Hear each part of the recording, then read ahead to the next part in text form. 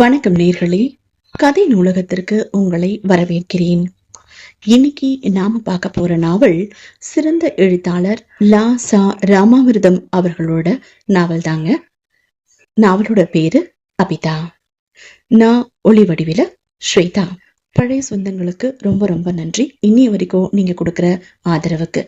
புது சொந்தங்கள் வாங்க, கண்டிப்பா சப்ஸ்கிரைப் பண்ணுங்க, பெல் ஐகானை பிரஸ் பண்ணுங்க. அப்பதான் நான் அடுத்தடுத்து போடுற கதைகள் உங்களுக்கு நோட்டிபிகேஷனா வந்து சேரும். வாங்க கதைக்குள்ள போகலாம். அபிதா அத்தியாயம் 1. வண்டியின் கதிவேகத்தில் எதிர் வண்டிகள் மேலேயே சரிந்துவிடும் போல கிடந்தன.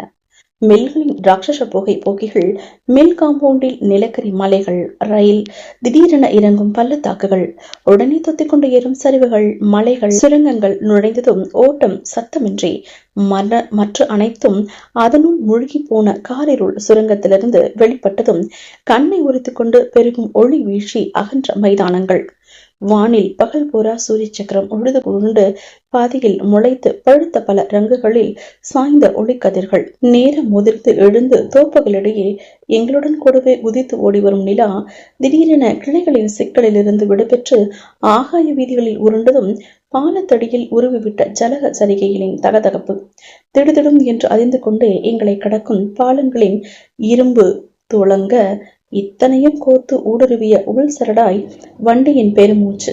ஒரு சமயம் அதன் ஊதல் வகையான எக்காலம், அதன் கர்ப்பத்தில் தாங்கிய அத்தனை மக்களின் அவரவர் விதியின் தனித்தனி சஞ்சலங்கள், பிரிகள் ஒன்று திரித்த ஓலக்குரல், தீனக்குரல். சாவித்திரி முகம் பூரா விழிவட்டம். முந்தா நாள்ல இருந்தே பச்சை குழந்தை மாதிரி ஜன்னல் ஓரத்தை பிடிச்சுக்கிட்டு இருக்கிறா. அவளை பார்த்து ஒரு பக்கம் சிரிப்பு வருது, அடக்கிக்கிறேன். வலது பொட்டுல அடை நரை தோய்ந்திருந்தது. நிறைய ஒப்புக்கொள்ள மாட்டா. பூசணிக்காய் நரிக்க கையோடு நினைவு மருதியா தொட்டுண்டேன். இன்னொரு சமயம் அதுவே தேனை தொட்ட கையாக மாறிடும். கொஞ்ச நாளாவே இடது கண்ணில் நீர் வடியுது. கண்ணாடி போட்டுக்கோ மறுக்கிறா. முகம் கெட்டு விடுமா. அப்படி ஒரு கண் அமைஞ்சு போனா இன்னொன்னு இருக்கு. அதுவும் போச்சுன்னா கையை பிடிச்சு அழைச்சிட்டு போய், இதுதாண்டி தாஜ்மஹால், இதுதான் காஞ்சிபுரம் கைலாசநாதர் கோவில், இதுதான் அகண்ட காவேரி அப்படின்னு சொந்த மண்ணை தொட்டு கண்ணில ஒத்திக்கவோ, வாயில் கூட கொஞ்சம் அள்ளி போட்டுக்கோன்னு அப்புறமாவது இடையிடமா அழைச்சிட்டு போய் காண்பிக்க நீங்க இருக்க இல்லையா? அப்படி ஒரு கொடுப்பனை இல்லாட்டாலும் போறது காலடியில கல் தடிக்கினா பிடிச்சுக்க மாட்டேலா? ஏன் சும்மா இருக்கேள்? ஆஹா, அதுக்கென்னு எப்பக்கேனும் சொல்ல விட வாயடைச்சு போயிட்டா. புருஷாலா இப்படித்தானே என்று எங்கேனும் கொண்டு போய் முடித்து மூக்கி சிந்தி உறிஞ்சி சிறுசிறுத்து அடுத்தாற் போல சிரித்து தானே ஓய்ந்து விடுவாள். ஆமா, நான் இப்படியெல்லாம் இல்லாட்டா நீங்க எனக்கு கட்டியிருக்கும் அசட்டு பட்டத்தை எப்படி நிலைநாட்டிக்கிறது? பாவம், அவ ஆத்திரப்படுறதுல ஆச்சரியம் இல்லை. நானாவது வியாபார நிமித்தமா சுற்று வட்டாரம் போய் மீள்வதுண்டு. பிரயாணத்துக்கே அவளுக்கு வாய்ப்பில்லை. எங்களுக்கு உறவுகள், வேண்டியவர் வேண்டாதவர் எல்லாரும் எங்களை சுத்தியே இருந்துட்டாங்க. அத்தனை பேரும் அவளை சார்ந்தவங்க தான். பிழப்பு தேடி தூரதேசம் வந்து விட்ட இடத்துல எனக்குன்னு தனியா தயாதிகளை முளைக்க வைக்க முடியுமா? அதோ அந்த வீட்டுல இன்னைக்கு சமாராதனை, இந்த கோவில்ல உச்சி வெள்ளைக்கு உண்டை கட்டி என்று எனக்கு கைச்சாடையாகவே வயிற்றுக்கு வழிகாட்டியவன் எவனாயினும் அவன் வயதுக்கு என் வயது ஏற்ப என் அண்ணனோ தம்பியோ தாகத்துக்கு தவிக்கையில ஏந்திய கையில கிண்டி மூக்கு வழியா குடத்துக்கு வாய் வழியா ஜலம் வார்த்தவள் என் தங்கை. ஓ தாயோ! போன புதிதில் நாட்கள் இப்படி கழிந்த ஒரு வாரத்திற்குள் ஒரு நாள் வயிற்றில் ஈர துணி, கண்ணில் உசிரி வைத்துக் கொண்டு சத்திரத்த திண்ணையில் அண்ணாந்து படுத்த கூரை விட்டத்தில் என் கண்ணுக்கு தெரியாமல் கண்ணில் நிற்கும் உசிருக்கு மட்டும் தெரியும் என் விதி ஏட்டை படித்துக் கொண்டிருக்கையில் மெனக்கெட்டு காரை நிறுத்தி இறங்கி என்னிடம் வந்து, யார் பண்ணி முகத்துல காவிரி கண் தெளிந்து நிற்கிறே என்று தானே பேச்சு கொடுத்த விவரம் வாங்கி கொண்டு, இது என் பிசினஸ் விலாசம், நாளை காலை 10 மணிக்கு வந்து சேர் என்று உத்தியோகம் தந்தவர் கடவுள்.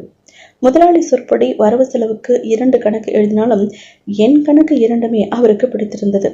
சுருண்டினது போக எஞ்சியது அசலுக்கு லாபம் அப்படிங்கிற கணக்குல லாபம் பெருக்கி நாளடைவுல லாபம், முதலை விழுங்கிய பின் லாபத்திற்கு லாபம், திரட்டல் தட்டின பிறகு நஷ்டம் என்பது லாபத்துல நஷ்டம்தான்.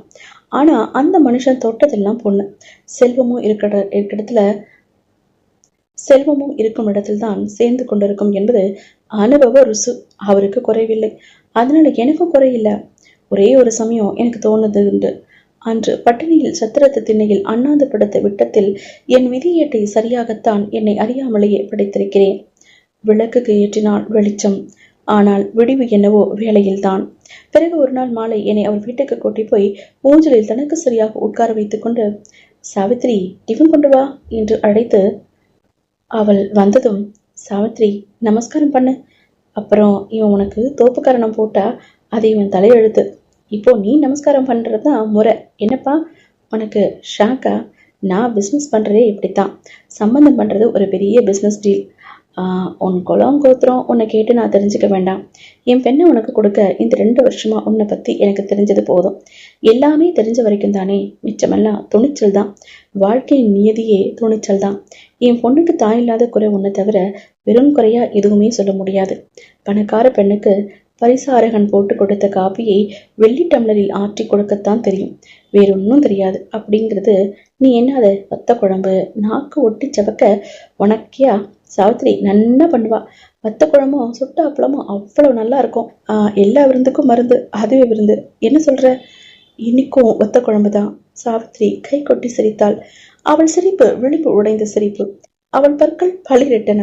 சாதாரண நெல் உமியை சுட்டு கறிப்பொடிதான். ஆனா நீங்க கொண்டாடும் பேஸ்ட் அல்ல. பேஸ்டுக்கு எனக்கு பொறுமை கிடையாது. சிரிக்கையில் புருவ நடுவில் மூக்கு தண்டு சுருங்கிற்று. உங்க மாப்பிள்ளை வரப்போறான்னு என்கிட்ட ஒரு வார்த்தை கூட முன்கூட்டி சொன்னாளா? இதோ ஒரு நிமிஷம் பொறுத்துக்கோங்க. நான் பேசிட்டு இருக்கிற நேரத்துக்கு சர்க்கரையும் சாதமும் நிமிஷமா சமைச்சிடுவேன். வீட்டுக்கு பெண்ணும் நானே, பெண்ணை பெத்தவளும் நானேன்னு இருக்கு. நான் என்ன பண்ண முடியும்? அப்பாவே எப்பவுமே இப்படித்தான். ஆனா நான் தனியா சொல்ல என்ன இருக்கு?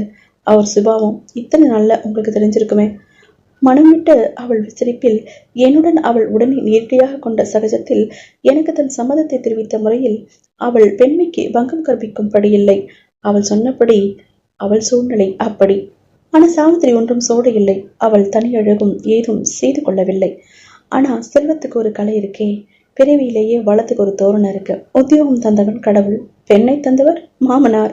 மாமனார் ஆனதோடு இல்லாம அந்த சுருக்குல அதே சாக்குல பாட்டாளிகிட்ட இருந்து வியாபாரத்துல என்னை தன்னோடு கூட்டாளியாகவும் ஆக்கிக்கிட்ட போறதுக்கு எங்களுக்கு கண் மறைவாக, ஆனா தவறாம எங்க காதும் படுபடி எனக்கு டபுள் ஈவெண்ட் அப்படிங்கிற சிப்பந்திகளிடையே பேர் வழங்கலாயிற்று. முதலாளிக்கு மாப்பிள்ளை, சொத்துக்கு சொத்து. ஆனா அவர்கள் ஆத்திரத்தில் ஆச்சரியமில்லை. என் அதிர்ஷ்டம் எனக்கே பிரமிப்பாக இருக்கிறதே.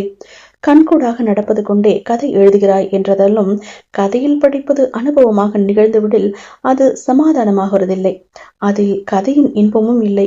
ஒரு தினசான பீதிதான் தெரிகிறது. எந்த சமயம் கனவு கலைந்து எப்போ நனவில் விழிப்போ என் கனவு கலையும் சமயத்தின்றி நனவை நானே எதிர்கொள்ள கண்ணை கசக்கிக் கொள்கிறேன். ஆனால் நான் காண்பதாக நினைத்துக் கொள்ளும் கனவேதான் நான் கண்விழித்த நினைவு தெரிய எனக்கு தெளிவாக தெரிகிறது. மனமான புதிதில் சாவித்திரி என்னுடையதான் அதிர்ஷ்டசாலி என்று சொல்லிக் கொள்ளும் போது எனக்கு ஒரு கேள்வி. அவள் பேச்சில் உபச்சாரம் எவ்வளவு உண்மை, எவ்வளவு உண்மையில் கேலியா? கேலிதானா? ராஜா மணந்த பிச்சைக்காரி ராணி ஆகிவிடலாம். ஆனால் ராணி மணந்த ஏழை ராஜா இல்லை என்றும் அவன் பிரஜைதான். இப்படி எனக்கு தோன்றாமல் காரணம் என் சந்தேக மனப்பான்மைதானோ? அல்லது ராணியை மணக்கும் உச்சத்துக்கு உயர்ந்த பின் அதனாலேயே நேர்ந்த உச்ச குலைவோ? அல்ல என் வறுமை நினைவுகளிலிருந்து முற்றிலும் எனக்கு விடுதலை இல்லையோ? அல்ல என் சிப்பந்திகளின் மறைமுகமான ஏளனமோ?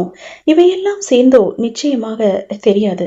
ஆனா ஒன்று புரிந்தது. நாளடைவில் எங்கோ நினைப்பின் அடிவாரத்தில் மனம் கசந்தது. என் வாழ்க்கை குறுக்கு சந்தில் நுழைந்து தன் பாட்டை தப்பிவிட்டது. முதலாளி மகளை மணந்த மூலம் எங்கோ ஏதோ முறையில் என் நாணயம் பறிபோன உணர்வு. குளிக்க போன இடத்தில் குளத்தில் முழுகின சமயத்தில் விரலில் இருந்து மோதிரம் நழுவி விட்டார் போல பிடிபடாத தாது இந்த கசப்பு, புரியாத கோபம், இனம் தெரியாத ஏக்கம், காரணம் காட்டாது ஏக்க ஏக்க அதன் மூட்டம் மட்டும் எங்கள் உறவில் கசந்தது. அற்ப விஷயத்தில் தான் ஆரம்பிக்கும் அடியெடுத்து கொடுத்தவன் நானாவே இருப்பேன். ஒரு சொல்லுக்கு எதிர்ச்சொல் 9 சொல். படிப்படியாக ஏறும் வார்த்தையில் தடிப்பில் சண்டையின் காரணம் மறந்து போய் வெற்றி கொடி கடைசி வார்த்தை யாருக்கு எனும் வீராப்பு தான் மிச்சமாக இருந்தது. ஆனால் சாவித்திரியிடம் ஒரு குணம். அவள் கசப்பற்றவள். அவள் டோன்ட் கேர் மாஸ்டர். வார்த்தைகளை கொட்டிவிட்டு கோபத்திலிருந்து விடுதலை கண்டு நேர்ந்ததை நிமிஷமாக மறந்து உடனே கலகலப்பாகி விடுவாள். மறதி அவள் வெற்றி. அவள் உயரத்து சரக்குதான் எனும் இந்த உள்ளுணர்வே என் வேதனை. கடித்த பற்கள் இடையில் சொல்லத்தகாத வார்த்தைகள் நாக்கு நுனியில் எனக்கு தவிக்கும். இடியும் மின்னலும் அடுத்த தடதடவென மழை சண்டை போலவே சமஸ்கிருதத்திலும் அவள் தான் முதல். ஆனால் பாம்புக்கு படம் எடுத்தால் அதன் கோபம் தணிந்ததென்று அடித்தமில்லை. சீற்றத்தின் வாளில் தொத்தி வந்த எங்கள் சமாதானமும் மூர்க்கம்தான். உண்மையில் அது சமாதானம் அன்று. வெட்கம் கெட்ட இளமை வெறி, அப்பட்டமான சுயநலத்தின் சிகரம், சண்டை வழி நிறைவு காணாத வஞ்சம், அதன் மூலம் சதை மூலம் தேடும் வடிகால், ஊன் வெறி தணிந்தும் மறுபடி தலை காட்டுவது அவரவர் தனித்தனி எனும் உண்மைதான். தெளிந்தாதளவோ ஒரு கூட்டில் இரு புலிகள் வளையம் வந்தன. ஒன்றையொன்று கவ்வி கிழித்து கொண்டு ஒன்றில் ஒன்று புதிந்து ஒரு பந்தாகி உருள்கையில் எந்த சமயம் சண்டையிலிருந்து சமாதானம், சமாதானத்திலிருந்து சண்டை என்று அவைகளே அறிய மூல குரூரத்தின் இரு வில்லல்கள். இம்மாதிரி முரட்டு வேளையின் அசதியின் இன்ப மயக்கத்தில் முனகுவாள். ஒரு குழந்தையை இருந்தால் நமக்குள் இவ்வளவு வேற்றுமை இருக்குமா? அது ஒண்ணுதான் குறைச்ச. எங்களால முடியாம உங்களால முடிஞ்சது இந்த குழந்தை பேறுதல் ஒன்றுதானே. அவள் எழுந்து உட்கார்வாள். மறுபடியும் எங்களை சூழ்ந்த அந்தரங்கம் சிலிர்க்கும். எங்கள் வர்க்கத்தை நீங்கள் படிப்பதன் அர்த்தம் என்ன? உங்கள் அம்மா இல்லாமல் உலகத்தில் நீங்கள் நேரவா என்றையா அவதார புருஷனாக்கோ? பதில் பேச இயலாமல் எனக்கு வாயடைத்து விடும். என் தாயை நான் அறியேன். தோய்ப்பதற்கு துணியை சுட்டி கொண்டு வாய்க்காலுக்கு சென்றவள் உச்சி வேலை தாண்டியும் திரும்பவில்லை. ஊரெல்லாம் தேடிவிட்ட பிறகு கழனிக்காட்டில் துறவு கிணற்றில் கண்டெடுத்து உடலை தூக்கி கொண்டு வந்தார்களாம். எங்கள் ஊரில் பெண்கள் கேணியில் இறங்கி குளிப்பதுண்டு. ஆனால் என் தாய்க்கு பழக்கமில்லை. அவளுக்கு நீச்சலும் தெரியாது. 4 பேர் 4 விதமாக பேசிக்கொண்டனர். வயிற்றில் 4 மாத பூச்சி இருக்கையில், நடுநிசையில் எல்லோரும் அயர்ந்து தூங்கிக் கொண்டிருக்கையில் அம்மாவின் கைவளையலை கழட்டி கொண்டு ஓடிவிட்ட என் அப்பன் நான் பிறந்த மாதம் 10 ஆகியும் இன்னும் திரும்பவில்லை. தாம்பூலம் மாற்றுக்கு என் முன் என்ன வார்த்தை ஒரு கலந்திருந்தால் நான் தடுத்திருப்பேனோ என்று தவித்தவர் எத்தனை பேர். எல்லாம் சொல்லிக்க வேண்டியதுதான். ஏழை சொல்லு அம்பலம் ஏறியமா என்று ஒரு பெருமல். நமக்கென பாடு. 1000 பொய்ய சொல்லியனும் ஒரு கல்யாணத்தை பண்ணுன்னு சாஸ்திரம் கட்டளையிட்டு இருக்கு. இப்படி ஒரு சஷி தர்மம் பேசிற்று. எப்பவுமே இப்படியே இருக்குமா? ஒரு முடிச்ச போட்டு வச்சா பையன் திருந்துடுவேன்னு பார்த்தோம். மறைச்சி வச்சு பண்ணிட்டோம்னு எங்களை குத்தம் சொல்ற நாக்கு அழுகித்தான் போகணும். பையன் இதுவரை எங்க கண்ணதிலையாவது உருவாகிட்டு இருக்கான். பொண்ணு எங்க வீட்டை கால் மிதிச்சு வேலை முதலுக்கே மோசம் வந்துருச்சே என்று பிள்ளை விட்டார் புலம்பினர். இல்லாட்டா உங்க அந்தஸ்துக்கு இதுக்கு மேல வசதி என்ன எதிர்பார்த்தேன் சொல்லுங்களேன், கேட்டுதான் தெரிஞ்சுக்கிறேன் என்று நேருக்கு நேரே சவால் சிலர் பேர். இந்தா நீ 2 மாதம் வச்சுக்கோ, அப்புறம் கூட பிறந்த தோஷம் 1 மாசம் என்கிட்ட இருக்கட்டும்.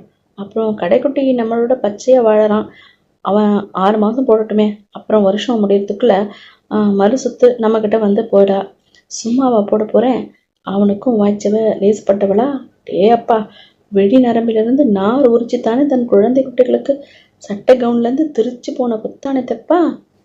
உடன் பிறந்தமார்கள் இப்படி இட்ட பிச்சையும் விட்ட ஏலவுமாய் பிழைப்பு ஆன பின்னர் என்னதான் சதி பிடித்தாலும் ஒரு நாள் இல்லாவிட்டால் ஒரு நாள் எந்த சொல், எந்த தோளெடுப்பு, எந்த ஏரண புன்னகை எப்படி வைத்ததோ ஏற்கனவே விளிம்பில் நடுங்கிக் கொண்டிருக்கும் கணத்தை இப்புறமே அப்புறமே தள்ளிவிடு என்று வாயால் ஒரு ஊதலை போதும்.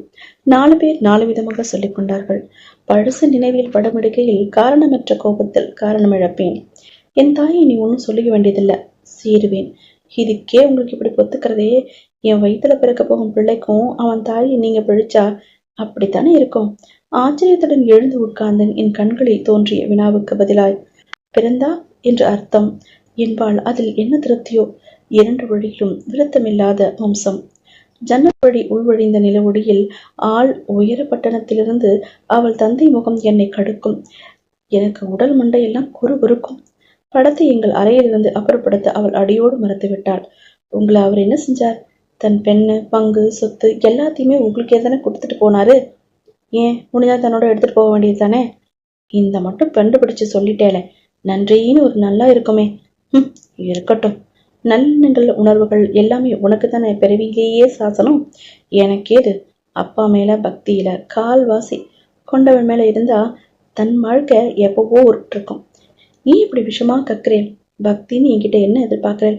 என் தந்தையை நான் மறுத்துட்டா உங்ககிட்ட பக்தி கூடிடுமா? உடனே மறுபடியும் சண்டை. பேச்சுக்கு பேச்சு, பதிலுக்கு என் வாயை அடக்கும் கேள்விகள். அவளும் எப்படி இருந்து என் புழக்கம். புயல் கடைந்த கடலில் கட்டுமரம் அலையூச்சியின் நுரை கற்களில் மேல் சவாரி செய்தால் என்ன, அலையிறங்கி மிதந்தால் என்ன, அலை ஓய்வது என்பதில்லை. அடக்கி அடக்கி திணறி தவித்த என் சீற்றத்தின் எதிரொலியாய் தாழ்வாரத்தில் மழைச்சாரல் சாட்டை வீசுகிறது. ஜன்னலுக்கு வெளியே இன்னும் ஒரு பெரும் உடைப்புக்கு முஸ்திப்பாய் ஒரு மேகத்திரள். மெழுகுவர்த்தியுடன் சாவித்திரி அறையில் வருகிறாள். நேற்றிரவே மின்சாரம் தோற்றுவிட்டது. என் பருவங்களில் கீழிருந்து அவளை நோக்குகிறேன். அவள் கையில் பிடித்த மெழுகுவர்த்தியின் சுடரில் அவள் முகம் ரோஜாவின் செவ்விதழில் ஏற்றிக்கொண்டிருக்கிறது. எடுப்பான மூக்கின் கீழ் உதடுகள் சிற்ப செதுக்களில் அமைதியாக உறங்குகின்றது. நடுவகிலிருந்து கூந்தல் வங்கி வங்கியாய் நீர்வீழ்ச்சி போல இருமருங்குகளும் இறங்குகிறது. அவள் உடுத்திய மஞ்சள் ஷேட்டின் சேலை அங்கத்திரட்சணிகள் மேய் பாயும் அலைகளில் இந்த முக்கால் இருள் மிச்சம் கால் ஒளியாட்டத்தில் புலிக்கோடுகள் பிறந்து விளையாடுகின்றன. ஜன்னல் கட்டை மேல் மெழுகின் உரையை 2 சுட்டு சுட்டி அதன் மேல் வத்தியை நட்டுவிட்டு நகர்கிறாள். என் காலடியில் தரையில் அமர்கிறாள். புலி கையை எடுக்காது வரைந்த ஒரே கோட்டின் வளைவு நெளிவான ஓட்டம் போல அவள் உருவம். எனக்கு விட்டு செல்ல இயல ஏதோ முறையில் மெழுகுவர்த்தி சுடரொளியில் இந்த அறையின் தோற்றத்துடன் ஏன் இந்த வேண்டிலேயே எழுந்திருக்கிறது? நாங்களே இந்த சமயத்தின் ஊக்கியத்தின் வண்ண குடைவில் கலந்து ஓவியம் உயிருடன் மிளிர்வதாய் தோன்றிற்று. சோகச்சாயை படர்ந்து கவித்துவம் நிறைந்து பெஞ்சில் பாயும் இந்த அருவியின் கரையில் எத்தனை நேரம் இப்படியே அமர்ந்திருப்ப? புயலின் மையம் அமைதி. ஜன்னலின் கண்ணாடியில் மழை தாழை வழிந்த கண்ணமாய் இருந்தது. சமுத்திரையின் கண்ணீர் பளிச் பளிச் மின்னல் போல் வழிகொடி பிரிந்து மார்பிள் வாய்ந்தது. மாறை பிடித்துக் கொண்டேன். பிராணன் போய்விடும் வழி. பிராணன் போய்விட்டதா? என்ன யோசனை? சாவித்திரியின் குரல் இங்கிருந்தோ. ஏன் என்னவோ போலிருக்கேள். என்ன நினைச்சென்றிருக்கேள்? கரடிமலை என்றேன். தொண்டை கம்மிற்று. வார்த்தை என்னிடமிருந்து பிடுங்கி கொண்டு வந்தது. கரடிமலையா? அவள் புருவங்கள் கேள்வியில் நெறித்தன. நான் எங்கிருந்து இங்கே வந்தேனோ அந்த இடம். சுதாரித்துக் கொண்டேன். எனக்கே ஆச்சரியமா இருக்கு. என்னுடைய புது வாழ்வை பற்றிக் கொள்ளும்படியால் பற்றிய பின்மேல் படர்ந்த பாசியில் எத்தனை வருடங்கள் புதைவின் அடியிலிருந்து கரடிமலை இப்போது எழுந்தது. கரடிமலை என்பது ஒரு குன்று. குன்றின் பெயரே ஊருக்கு. கரடி நின்று கொண்டிருப்பது போல குன்றின் உருவம். ஓ!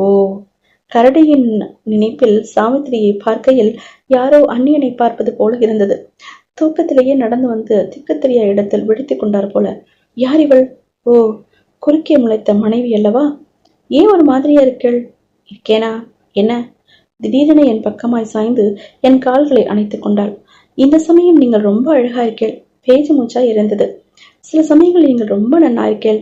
திடீர்னு வயசில் பாதி விழுந்து சட்டை எரிச்சா போல பொருவம் மட்டும் நரைக்காம இருந்தா இன்னும் நன்னா இருப்பேள். பொருவம் நரைக்காம இருந்தா நன்னா இருப்பேனா?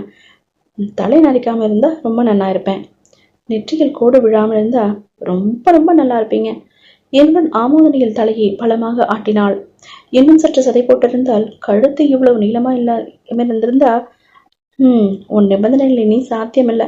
அன்று முதலாய் உன்னை பார்க்க அந்த அரண்மனைக்கு உன் தகப்பனார் என்னை அழைச்சு வந்த போது தோன்றியிருக்க வேண்டுமே தவிர, ஏன் நான் வாயே திறந்ததாலே என்னை வெற்றி கிணற்றில் போட காத்துருக்கேளா? அவள் இடைமறிப்பை காதல் வாங்கி கொள்ளாமலே அதே மூச்சில் பேசிக்கொண்டே போனேன். எனக்கு லேசாய் திணறிற்று. தவிர இந்த கண்டிஷன்லாம் எங்களுக்கு தான், உங்களுக்கு இல்லை. ஒரு வயசுக்கு அப்புறம் வயது முழங்காலுக்கு கீழ் நின்றுடுமே. அவளுக்கு சிரிப்பு பீரிட்டது. ஆமா, உனக்கு சிரிப்பு தான் இருக்கும். ஏன் இவ்வளவு எரிச்சல்? அவளை பார்க்கவே திடீர்னு வெறுப்பா இருந்தது. முழுன்னு அந்த உடல் பெரிதாய், சற்று மேட்டு விழிகள், சிரிப்பில் பலரிடம் பல்வரிசை கண்ண கதப்புகள், அங்கங்கள் ஒன்றும் தனித்தனியாக கண்ணை கரித்தன. இல்ல, நீங்க சொல்ற தனுசு வேடிக்கையா இருக்கு. அவள் பக்கமாக சற்றென்று குனிந்தேன். இதெல்லாம் எதுக்கு பிடிக்க? சமாதானம் பண்ணிக்கலாமா என்று அர்த்தமா? ஆமா, சமாதானம், வெற்றி. முதட்டை பெதுக்கினாள். என்ன அர்த்தமற்ற வார்த்தைகள்! என்ன ஞானோதயமோ! அவளுக்கு கோபம் வரவில்லை. எங்கோ நினைப்பாய் என் பாதங்களை வருடினாள். அழுப்புன்னு வச்சுக்கோங்களேன். உங்களை வெற்றியை விட என் தோல்விதான் உங்களுக்கு முக்கியம். அப்படித்தானே இருந்துட்டு போகட்டுமே. நான் அசதியுடன் தலை சாய்ந்தேன். எனக்கு திருப்தி இல்லை. தன் தோல்வியை அவள்தானே என்னிடம் தாம்பளத்தட்டில் தந்தது. அதுவே அவள் வெற்றியாய் தெரிந்து என் தொண்டை அடியில் கசந்தது. இப்படி தணிந்து அவளை அவள் இயற்கைக்கு விரோதமாய் பார்க்கவும் பிடிக்கவில்லை. ஒருவருக்கொருவர், ஒருவரிடமிருந்து ஒருவர் என்னைத்தான் வேண்டுகிறோம். வாழ்க்கையில் இதற்குள்ளேயே இவ்வளவு தவிட்ட பாக்கி நாள் கழிப்பது எப்படி? ஒரு பெரும் இடி துயரத்தில் பிறந்து உருண்டு கொண்டே நெருக்கி வந்து தலைமையிலேயே போல் நொறுங்கியது. யாக குண்டத்திலிருந்து எழுந்த அக்னி தேவன் கையில் ஏந்திய வெள்ளி பாயச கிண்ணம் போல அரை ஒரு வினாடி மின்னலில் பள்ளியிட்டு அறையில் முன்னிலும் காரில் கவிழ்ந்து சூழ்ந்து கொண்டது. பலத்த மழை மறுபடியும் பிடித்து கொண்டது. மரங்கள் ஒப்பாரியில் தலைவிரி ஆடியது. பக்கத்து அறையில் ஜன்னல் கதவுகளும் வாசற் கதவுகளும் பட்பென்று அடித்துக் கொண்டன. சமையல் அறையில் ஏதோ சாமான் உருண்டது. சாவித்திரி கவனிக்க எழுந்து சென்றாள். இத்தனை அமர்க்களிடத்திலும் ஜன்னல் கண்ணாடி மேல் மழை தாரை ஒன்றின் பின் ஒன்று இடைமாறாக வழிந்து வண்ணமாயிருந்தது. மௌனக் கண்ணீர். சகுந்தலை இப்படித்தான் இருப்பாள். மௌனதாரை கழுவ கழுவ கண்ணாடியே துல்லியமான மிருதுவாகிக் கொண்டிருப்பது போல தோன்றிற்று. இத்தனை பெருக்கின் மூல காரணம் ஜலத்துளியின் முதற் கசிவிடம் போல புஷ்பாஞ்சலியில் நிகழ்ந்த இறைவனின் இதயம் இப்படித்தான் இருக்குமோ? அபிதா அத்தியாயம் 2. குன்றையே அணைப்பது போல அந்த இடத்தில் ரயில் லாடமாய் ஒழிந்தது. எத்தனை நாள் இந்த விளைவை நானும் சகுந்தலையும் நின்று வேடிக்கை பார்த்திருப்போம். ரயில் கடந்த சூட்டில் துண்டித்து விழும் கிடக்கும் பாம்பின் துடிப்பு போல, தண்டவாளத்திற்கு மூச்சு இறைப்பது போல எங்களுக்கு ஒரு பிரமை. அம்பி, இதுல ஒரு நாள் ஏறி போயிடுவோமா? ஆமா, கரடிமலையிலிருந்து தப்ப வேறு என்ன வழி? எங்கள் எங்கள் பின் எங்கள் மேல் மலை முன்னங்கால்களை தூக்கி கொண்டு ஓங்கி நின்றது. கடவுளுக்கு அஞ்சலி செலுத்துகிறது என்று ஐதீகம் கொண்டாடிற்று. ஆனால் கரடி எங்களை அணைக்க வந்ததென்ற நினைப்பில் கூசி எங்களுக்கு கண்கள் தானே மூடிக்கொள்ளும். மலைமேல் குருக்கள் பூஜை செய்கிறார். அடிவாரத்தில் அவருக்கு காத்திருக்கிறோம். நான் ரயிலில் போனதே கிடையாது. நிஜமா? ஒரு தடவை கூட? எங்க உறவுக்காரால் ஊருக்கெல்லாம் ரயில் கிடையாது. எல்லாம் சுற்று வட்டாரத்து தான். கிட்டத்தட்ட மாட்டு வண்டி, அப்புறம் கால்நடை. மழை வந்துட்டா 6 தாண்ட பரிசல். அவள் என்னை பார்க்கவில்லை. எதிரே கத்தாழை புதரில் எங்களை காட்டிக் கொடுப்பது போல கழுதையாட்டம் ஓனான் மேல் அவள் கவனம் பதிந்திருந்தது. அவளே அப்படித்தான். பேச்சு இங்கே, பார்வை இங்கோ. சுக்கு, நீ என்னோட வந்துடுறியா? ஒரு வயது பெண்ணிடம் இவ்வளவு துணிச்சலாக வார்த்தைகள் எப்படி? பல்லை தாண்டின எனும் வியப்பிலிருந்து பின்னர் நான் முற்றிலும் மீண்டதில்லை. அவள் பார்வை மெதுவாய் என் பக்கம் திரும்பிற்று. அதில் நான் கண்டது லட்சியமா, அதிர்ச்சியா? என்னையே அடையாளம் தப்பி போன திடீர் மறதியா? அவள் விழிகளின் ஆழம் எனக்கு என்றுமே பிடிப்பட்டதில்லை. நான் அறிந்த மட்டில் அவைகளில் என்றுமே காட்டில் விட்ட திகைப்பு என்று இருட்டிலிருந்து இறந்து பிறவியில் வழி தப்பி மிதந்து வந்துவிட்ட உயிர்கீரல். அவள் விழிச்சிமிழ்கள் மெதுவாய் திறந்து நிறைந்தது. எத்தனை நேரம் இப்படியே மௌனமாய் நின்றோமோ? நித்தியத்திலிருந்து சிந்தி உருண்ட கண்ணீர் துளி விரிந்த இரு பாதிகள் என் காட்டும் முறையில் எங்கள் மேல் கவிந்த வான் கிண்ணமும் எங்களை ஏந்திய பூமியின் வரம்பும் கண்ணு கெட்டிய தூரத்தில் விளிம்பு கட்டின. குன்றின் உச்சியிலிருந்து தீபாராதனை மணியின் கார்வை எங்கள் மேல் தீர்க்கமாய் இறங்கிற்று. காலத்தை தடுத்து நிறுத்திய இந்த தருணத்திற்கு மணியோசைதான் சாட்சி. குருக்களின் கைத்தட்டில் கடவுளை வட்டம் வரும் கற்பூர சுடர் சாட்சி. ஏன் நெஞ்சு காஞ்சு போச்சா? இந்தாங்க ஒரு முழங்கு குடிங்கோ என்று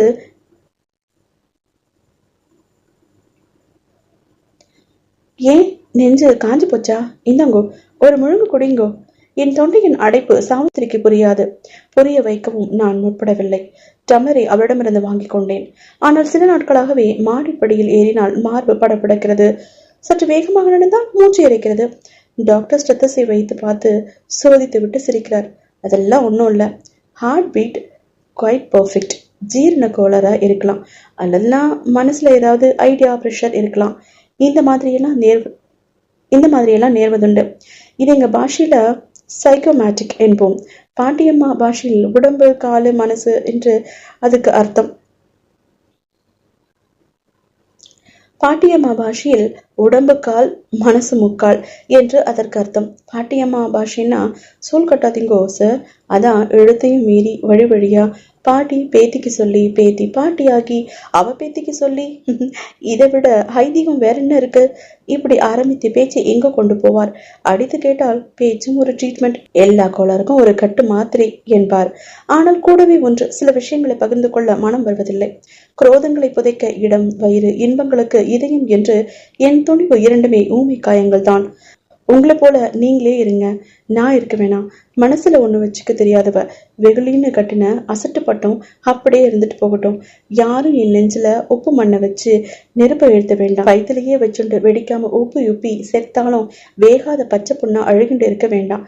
கட்டையில வச்சதும் காஷ்டம் காஞ்சாம தணல் பட்ட உடனே பஸ்மமா போச்சுதா, அதுவே என் வெள்ள மனசுக்கு அத்தாட்சியா இருக்கட்டும். பிராசம் எப்படித்தான் பெண்களுக்கு கூடவே பிறக்கிறதோ. குன்றை ரயில் பாதி பிரதட்சிணம் செய்கையில் சுண்ணாம்பு செங்காவையும் ஒழுகி சாய்ந்து போன கல்படிப்பட்டு கீழிருந்து கிளம்பி சீறி வளைந்து ஏறி உச்சி மேல் அடர்ந்த பச்சை புல் புகுந்து மறைந்தது. மலையுச்சியில் கருவேலங்காட்டுள் மரத்தடியில் எழுந்தருளிருக்கும் திருவோடநாதரை எனக்கு நன்கு தெரியும். கோபுரமோ கூரையோ ஒன்று கிடையாது. பக்தர்கள் எழுப்ப பார்த்ததும் ஒத்து வரல. ஒன்று கூரை சரிந்தது, இல்லைன்னா கொத்தனுக்கு கால் ஒடிஞ்சு போச்சு. மெய் வருத்த குன்றி மேல் கொண்டு போய் குவித்த மணலும் தாளித்து வைத்த சுண்ணாம்பும் அங்கு மட்டும் இரவில் மழை பெய்து மறுநாள் சோடை கூட தெரியாது கரைந்து போயின. பிறகு அவரே கனவில் வந்து சொல்லிவிட்டாராம், நீங்கள் இந்த சிரமமெல்லாம் படாதீங்க, இதுவேதான் என் மகாத்மித்யம் என்று. மகாத்மித்யம் பக்ஷர்கள் எச்சமிட்டு குரங்கு கொட்டையிழந்து வெயிலில் வந்து மழையில் ஊறி மண்டை வழுக்கி உருண்டையாய் வழவழப்பாக பல என்றிருந்தது.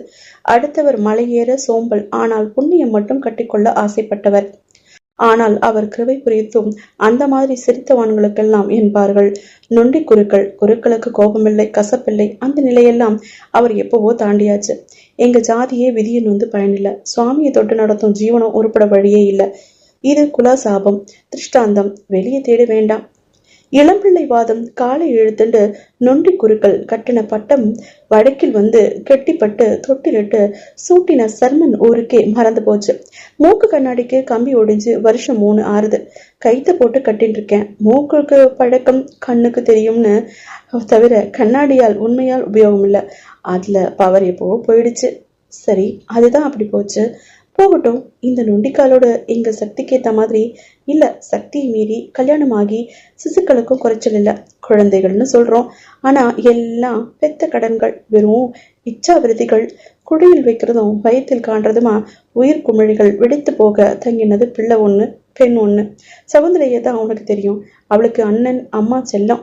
உதவாக்குற. ஒரு நாள் எனக்கு உடம்பு சரியில்லை, கோவிலுக்கு போகணும்னு சொல்லியிருக்கேன். வேற எங்கோ காசு வச்சு கேலியா கோலி அட போயிட்டான். ஒரு கால பூஜை அதையும் முழுங்கிட்டான். விஷயம் வெளிப்பட்டதும் அடிச்சேன். அதுவே சாக்கு. வீட்டை விட்டு 12 வயசுல ஓடி போனவன் இன்னும் திரும்பல. வந்தா உன் வயசு இருப்பான். நான் செத்து போனதுக்கு அப்புறம் பட்டணத்தார் மாதிரி கொல்லி போடதான் வருவானோ இல்லையோ.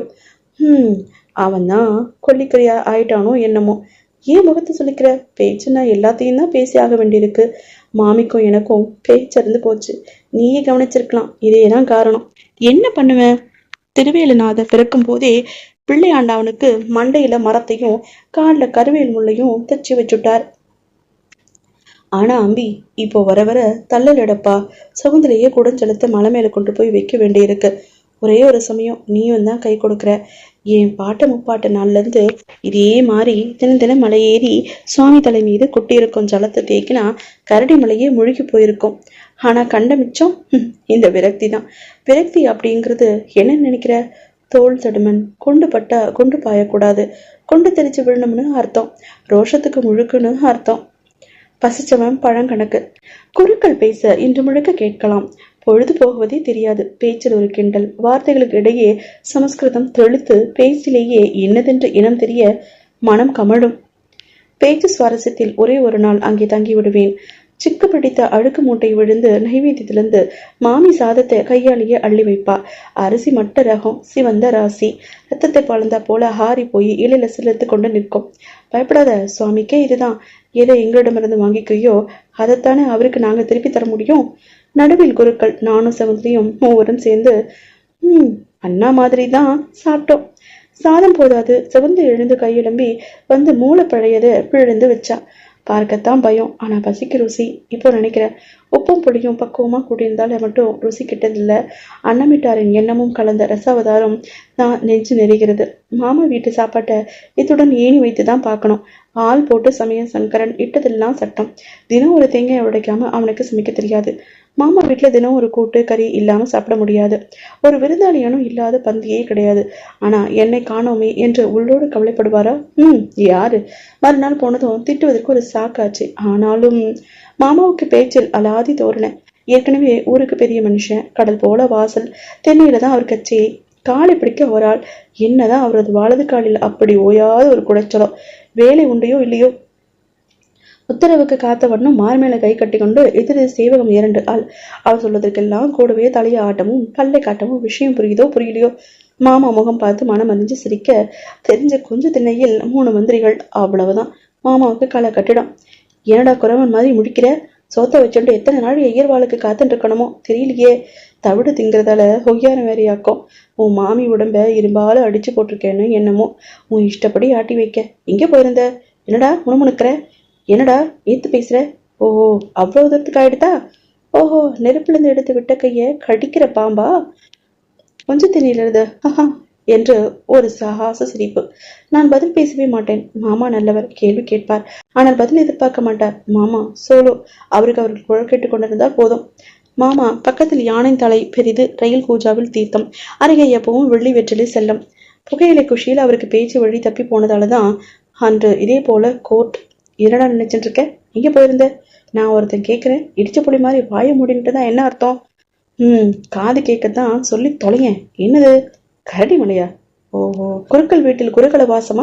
பகலெல்லாம் அங்க குழையிறது போதாதுன்னு ராத்தங்க வேற ஆரம்பிச்சிட்டியா?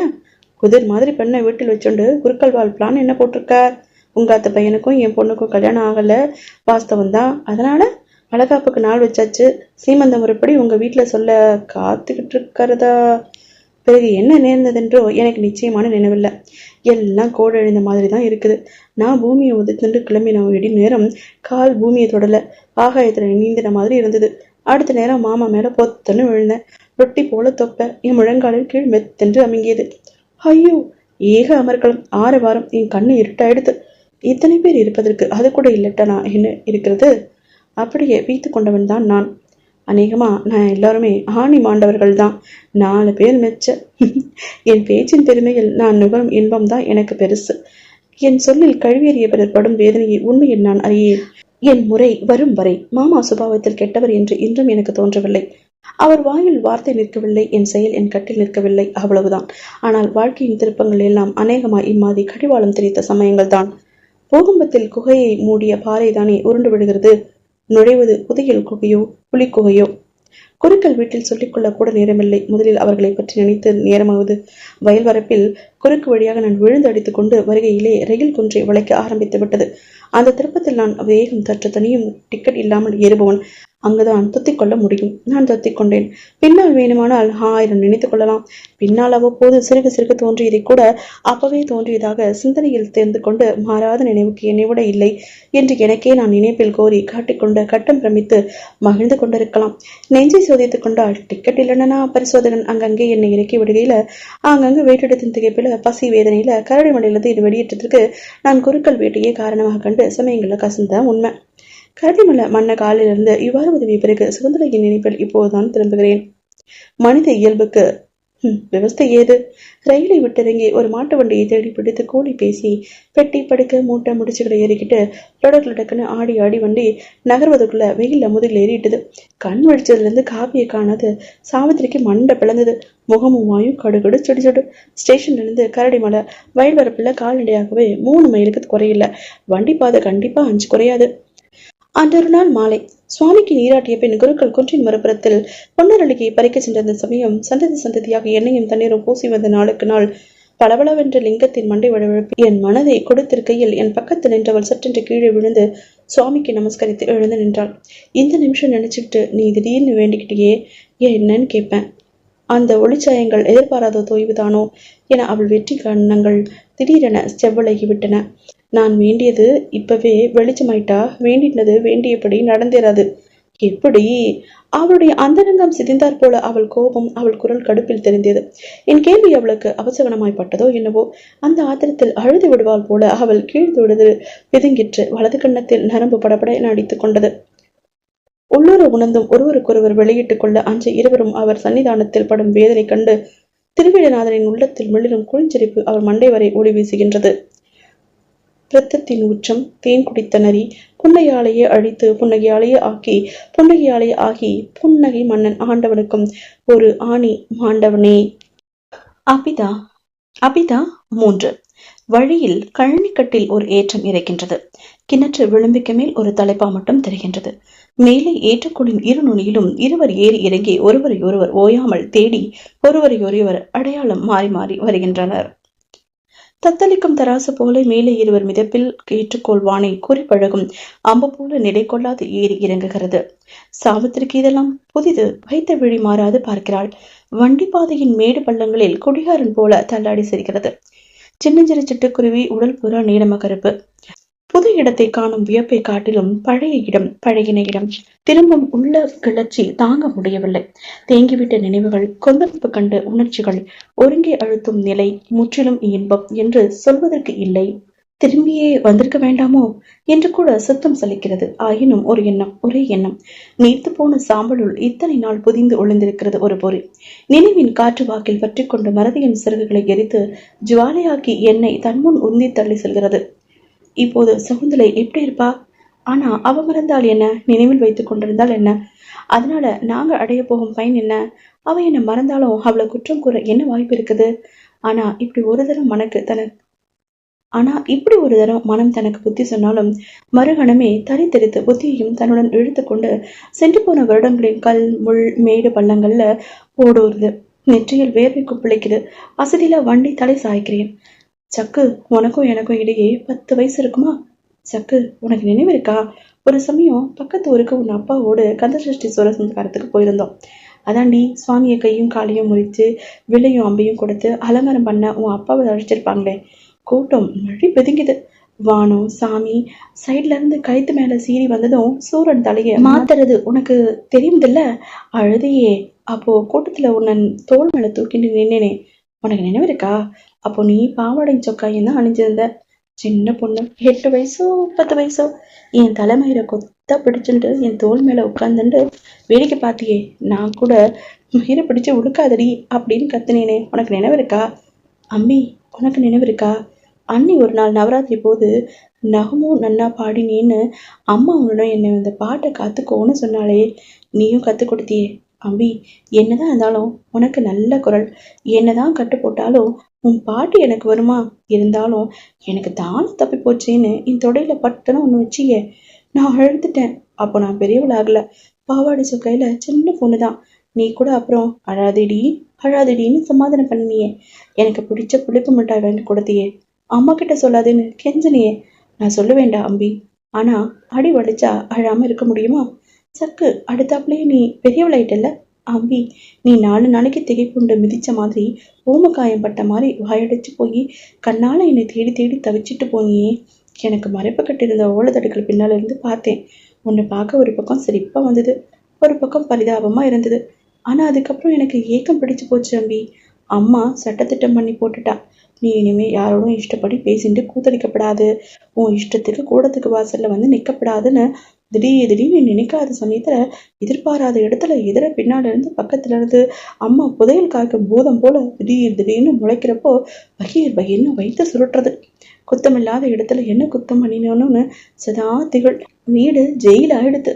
வீடு என்ன, இந்த பரந்த பூமியே அம்மா சுவரை போட்டு விளைச்சிட்டா. என்னவோ பாதி புரிஞ்சும் புரியாதம ஏதோ சொல்றா. பொண்ணை பெத்துட்டேனே, உனக்கு என்ன? உன் வேலை வந்ததும் வயிற்ற கழிஞ்சிட்ட. நீ விட்ட இடத்துல நெருப்ப வச்சு கட்டின்னு இருக்கேனே என்கிறாள். அப்புறம் அப்பா, இது என்ன அம்பி, நம்மாத்து பையன் குழந்தைகள் இப்படி ஹிம்சிச்சா என்னதான் ஆறுது? இங்கேதான் போறது. உன் அம்மளை பார்த்தா நானே என் பெண்ணோட பேச முடியாது போல இருக்கே. ஒரு நாள் இறைச்சல். அப்புறம்தான் அம்மா சத்து அடங்கினா. அப்புறம் அவளுக்கும் தள்ளல. கோவில் வேலையில பாதி அப்பாவுக்கு ஒத்தாசியா நானே பண்ற நிலைமை வந்ததுக்கு அப்புறம் உனக்கு நீதான் காவல்னு சொல்லியே விட்டுட்டா. எல்லாமே முடிந்த வரைக்கும் தான். என்ன கேலி பண்றியா? கேலி இல்ல, உண்மையே அதுதானே. எல்லாம் முடிஞ்ச வரைக்கும் தான் அம்பி. அப்புறம் உனக்கு நினைவு இருக்கா? சக்கு, உனக்கு நினைவு இருக்கா? மாறி நானே அம்பி, நானே சக்கு, வாய் விட்டு பேசாத பாஷையில் மனம் விட்டு ஒருவருக்கொருவர் எண்ணிக்கொண்ட எண்ணங்களை எண்ணி நினைவின் சுவடுகளை நினைவை பொருத்தி வைத்து பார்த்து கொடுப்பது தவிர வேற என்ன செய்ய முடிகிறது? இப்பொழுது சக்கு எப்படி இருப்பா? லொடக் இதோ வண்டி அக்ரஹாரத்தின் முனை திரும்பிடுச்சு. அக்ரஹாரமும் அந்த நாளில் 4 வீடுகள்ல 3 பால். இப்போ 4வது வீடு குருக்கள் வீட்டுக்கும் தள்ளாம வந்துட்டு. நொண்டி குருக்கள் வீடு, நொண்டி வீடு.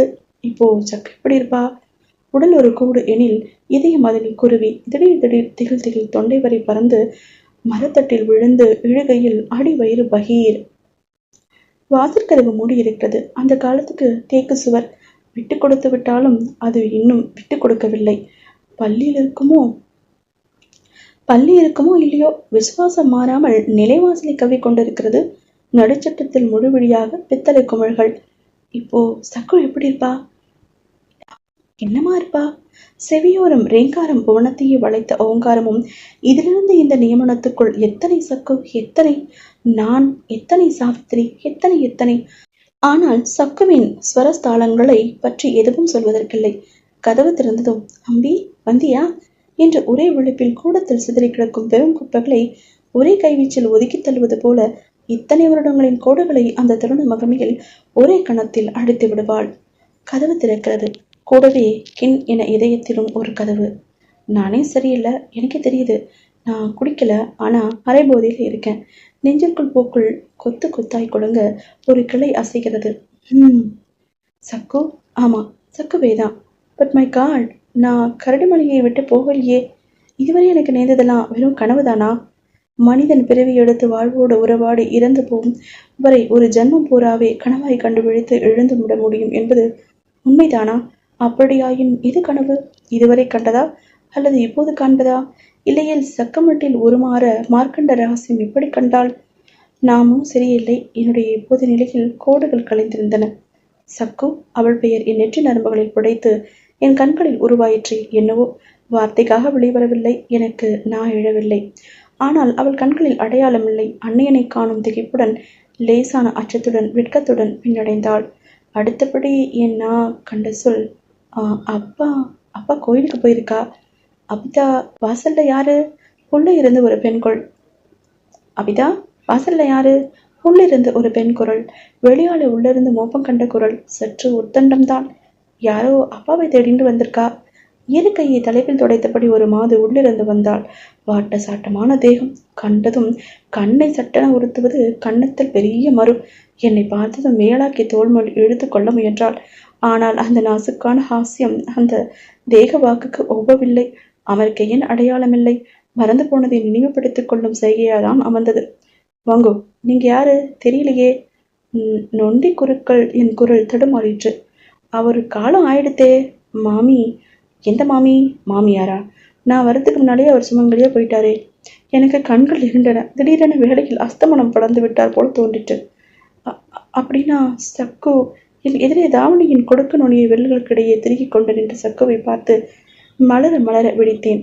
அந்த ஸ்திரீயின் கன்னத்து மறு திடீரென சிரித்து கொண்டு இன்னும் பெரிதானர் போல எனக்கு பட்டது. நீங்க ஏதோ பழைய பேரெல்லாம் சொல்றேன்.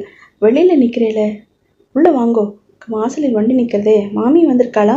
யாரா இருந்தாலும் உள்ள வாங்கோ. நொண்டி குருக்கள் வீடு இதுதான். அபிதா, நீ போய் அப்பாவை அழைச்சிட்டு வா. பேட்டை பிள்ளையாருக்கு சாயங்காலம் தண்ணி கொட்டிக்கலாம்னு சொல்லு. இப்போது எனக்கு புரிந்தது, எது கனவு எது நனவு என்று. பூமி தானம் சுழன்று சூரியனையும் சுற்றி வருகின்றது. அதன் கோலத்தில் சூரிய ஒளியும் வெப்பமும் பட்டு பட்ட இடம் பகல், மற்ற இடம் இரவு. சாமான்களை இறக்கிவிட்டு காபி என்ற பெயரில் சூடாய் குடித்த பின்னர் சாவித்திரிக்கு மண்டையடி குறைந்து சற்று தலை தூக்கி தன்னை சற்று பார்க்க முடிந்ததும் மண் தரையும் அதில் அங்கங்கே குழிகளும் சில இடங்களில் தலையில் அடிக்க தாழ்த்து விட்ட கூரையும் கூடத்து மூலையில் குதிராய் இடத்தை அடைத்து கொண்டு இருட்டடித்து நின்ற குதிர். மாமி பறந்து வேலை செய்கிறாள். புழக்கடைக்கு போவதும் கொத்தமல்லியை உருவி கொண்டு வருவதும் மறந்தாற் போல திரும்பவும் குண்டு குண்டென குலுங்க குலுங்க ஓடிப்போய் 2 பீர்க்கங்காலை பறித்து வருவதும் இடையிடையே வாசற்பக்கம் போய் அங்க யார் இருக்காங்களோ இல்லையோ, ஏ அஞ்சல, ஏ அழகமே என்று ஏதேதோ பேர்களை உரக்க கூவுவதும், ஏன் இந்த பிராமணனை இன்னும் காணோம், ஊசியும் தட்டானும் உருண்டு ஓடி போயிட்டான்னு அழைச்சிட்டு வர போனதையும் அட்ரஸ் காணல என்றது அங்கலாய்ப்பதும்.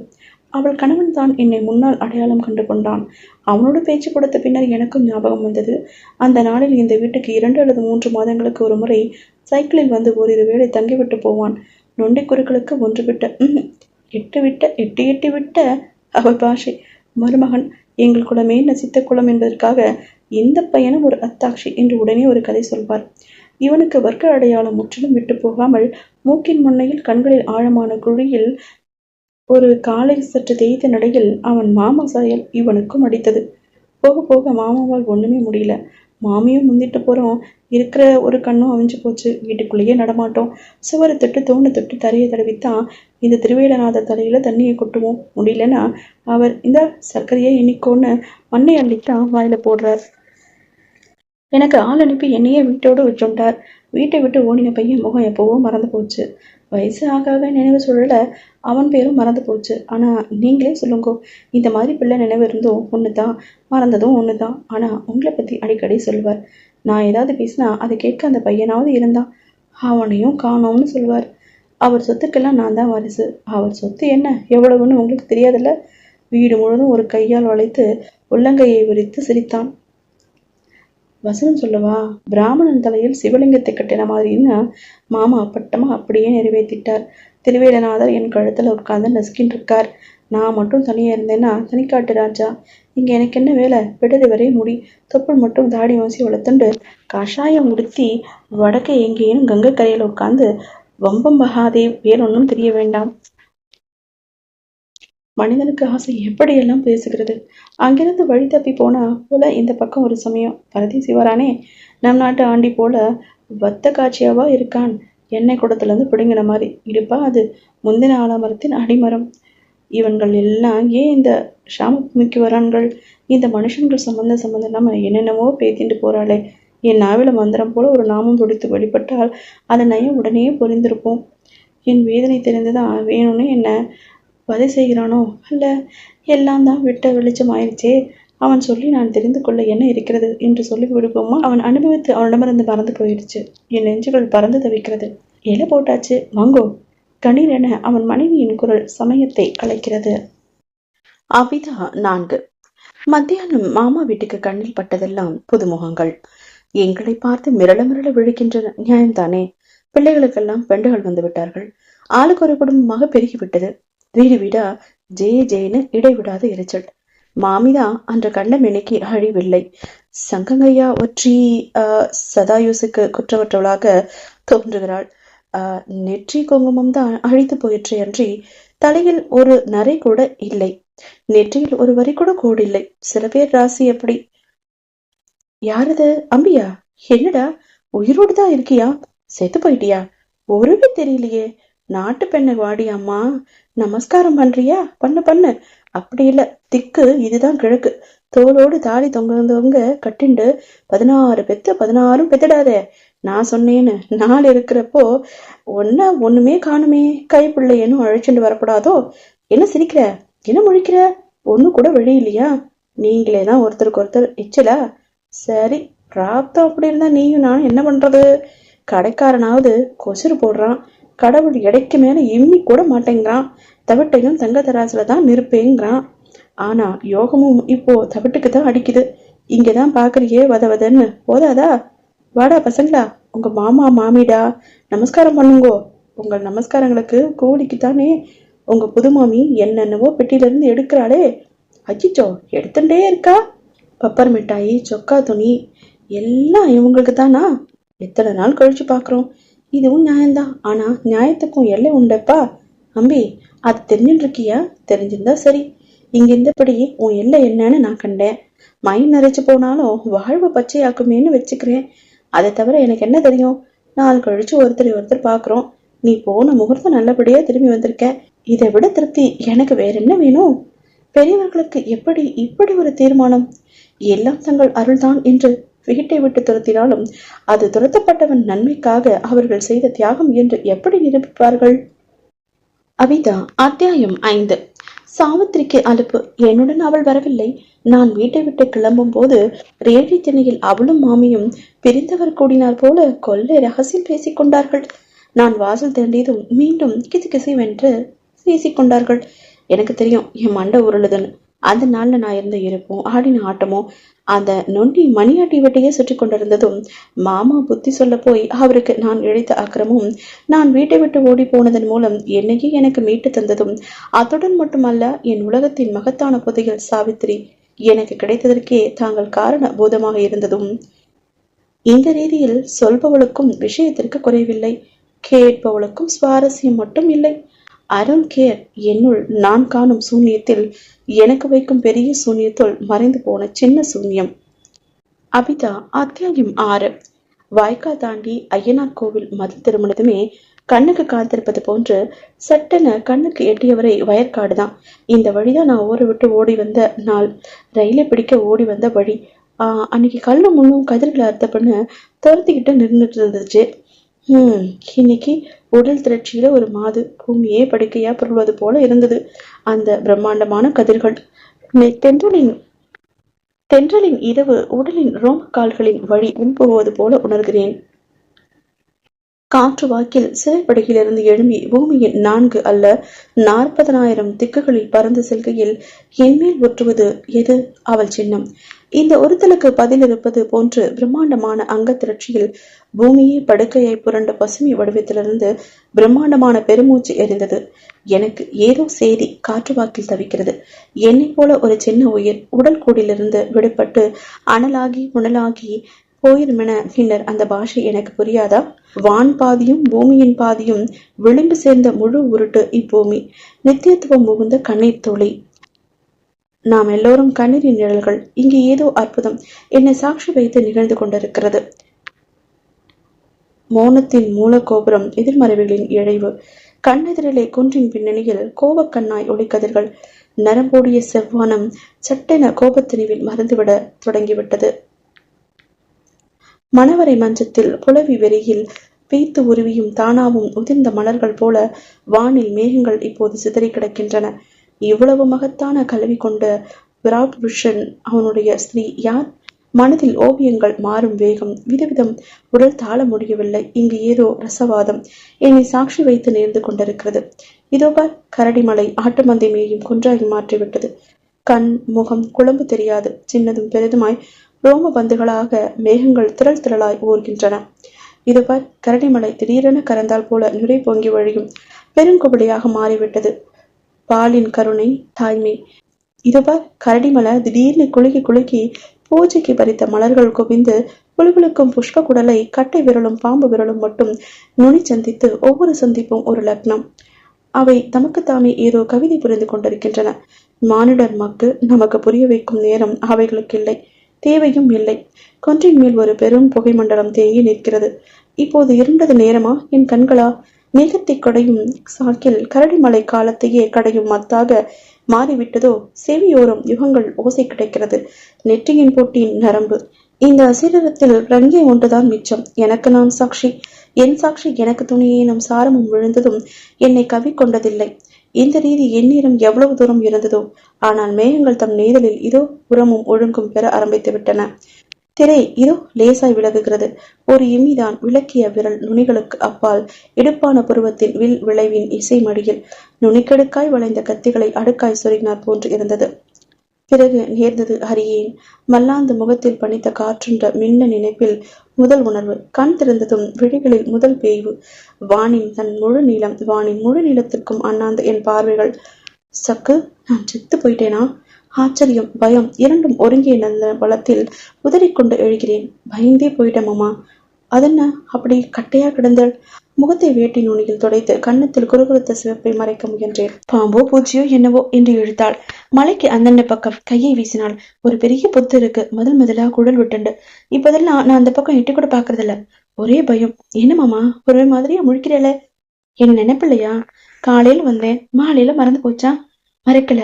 என் குரல் லேசாய் தடித்தது. நான் ஏமாந்த நிலையில் என்னை அவள் கண்டுவிட்ட கோபம் அடக்கிக் கொள்கிறேன். என்னை அதற்குள் மறந்து விடுமா? மறக்கலாமா? அவள் முகம் மலர்கிறது. இல்லமாமா, என்னமோ போல இருக்கேன்னு கேட்டேன். இது போல இல்ல, பழைய இடத்துல வந்து புதுசா பொருந்தி கொண்டிருக்கிறேன். என்ன சொல்றேன்? அந்த திகைப்பை கண்டதும் எனக்கு வாய்விட்டு சிரிப்பு வந்து விட்டது. உனக்கு புரிய தேவையில்ல, பயப்படாத. என்ன காக்கா வலிப்பு இல்ல, எனக்கு காக்கா வலிப்பு இல்ல. காத்து சுகமா இருந்தது, கண்ணேர்ந்து போச்சு, அவ்வளவுதான். இங்க நீ எங்க வந்த? மலைக்கு மேல விளக்கு போட வந்தேன். நான் தான் வர வழக்கம். அப்பாவுக்கு சாயங்காலம் இங்க இருந்து 2வது கல்லுல ஒரு பிள்ளையார் கோவில்ல ஒரு கால பூஜை. கையோட ஒரு குடம் ஜலமும் எடுத்துட்டு போவேன். இதோ ஒரு நிமிஷம் மேல போய் வந்துடுறேன். இங்கே இருக்கல, நானும் வரேன். உங்களுக்கு ஏன் கஷ்டம்? என்ன கஷ்டம்? என்ன மூட்டை கட்டி வச்சிட்டியா? நான் ஏறாத கரடிமலையா? இடுப்பில் குடத்துடன் அவள் முன் இருக்கையில் வேண்டுமென்றே என் நடை அவளை 2 படிகள் முன் வந்து விட்டது. இடுப்பில் குடத்திற்கு இடம், குடத்தில் செருக்கு. இடையில் குடம், இடுப்பில் செருக்கு. படி ஏறுகையில் அவள் உடலில் லேசான வளைவுகள் சுடராட்டம் போல விலகையில் முதுகுப்புறம் வலது தோளில் ரவிக்கை தையல் விட்ட இடத்தில் பளிரிட்ட சதை நெருப்பு நெஞ்சில் பற்றி கொள்கையில் இதுவரை சென்று போன வருடங்களில் அங்கு குவிந்து அழுகிய குப்பை குளங்கள் வயதின் சருகுகள் எரிகின்றன. நானே லேசாகிக் கொண்டிருக்கிறேன். ஏதோ லேசாய் ஒரு மெட்டை முனகியபடி ஏறுகிறாள். பாட்டு அல்ல, இளமையின் கீதம். இவள் இன்னும் தன் அழகை அறியாள். அதுவே இவள் அழகை பன்மடங்கு பெருக்குகிறது. படிக்குப்படி வானம் தலைக்கு மேல் இறங்கி மெத்தன மிதக்கின்றது. நீலமெத்தையில் பஞ்சு பறைக்கிறது. கரடிமலை, நீ எங்க பிறந்தாய், நாங்க உங்க குட்டிகள். நீங்க இப்போது எங்களை மறுபுற அனைத்து கொள்கையில் நாங்க உங்க ஆலிங்கனத்துல அழுகையில உங்க இதயத்துல புதைந்தோமா இல்ல கருவிலேயே புதைந்துட்டோமா அப்படின்னு நீதான் சொல்லணும். இல்ல, நீ சொல்ல மாட்ட. உன் மனம் எங்க அனுபவம் தான் எங்க பேரு தான் உங்க பதில். அவரவர் இஷ்டம். என்ன நினைப்பில் வன்மைக்கேற்ற அவரவர் பேரு. எத்தனை முறை சக்கும் நானும் உன்னை ஏறி இருப்போம். அன்னைக்கு கூட தெரியல, இப்போது தோன்றுகிறது. அன்று ஏறியதற்கெல்லாம் பொருளும் பலனும் இன்று ஏறுவதில் தான் கிடைப்பது போல. என்ன பலன், என்ன பொருள் என்பது தான் புரியவில்லை.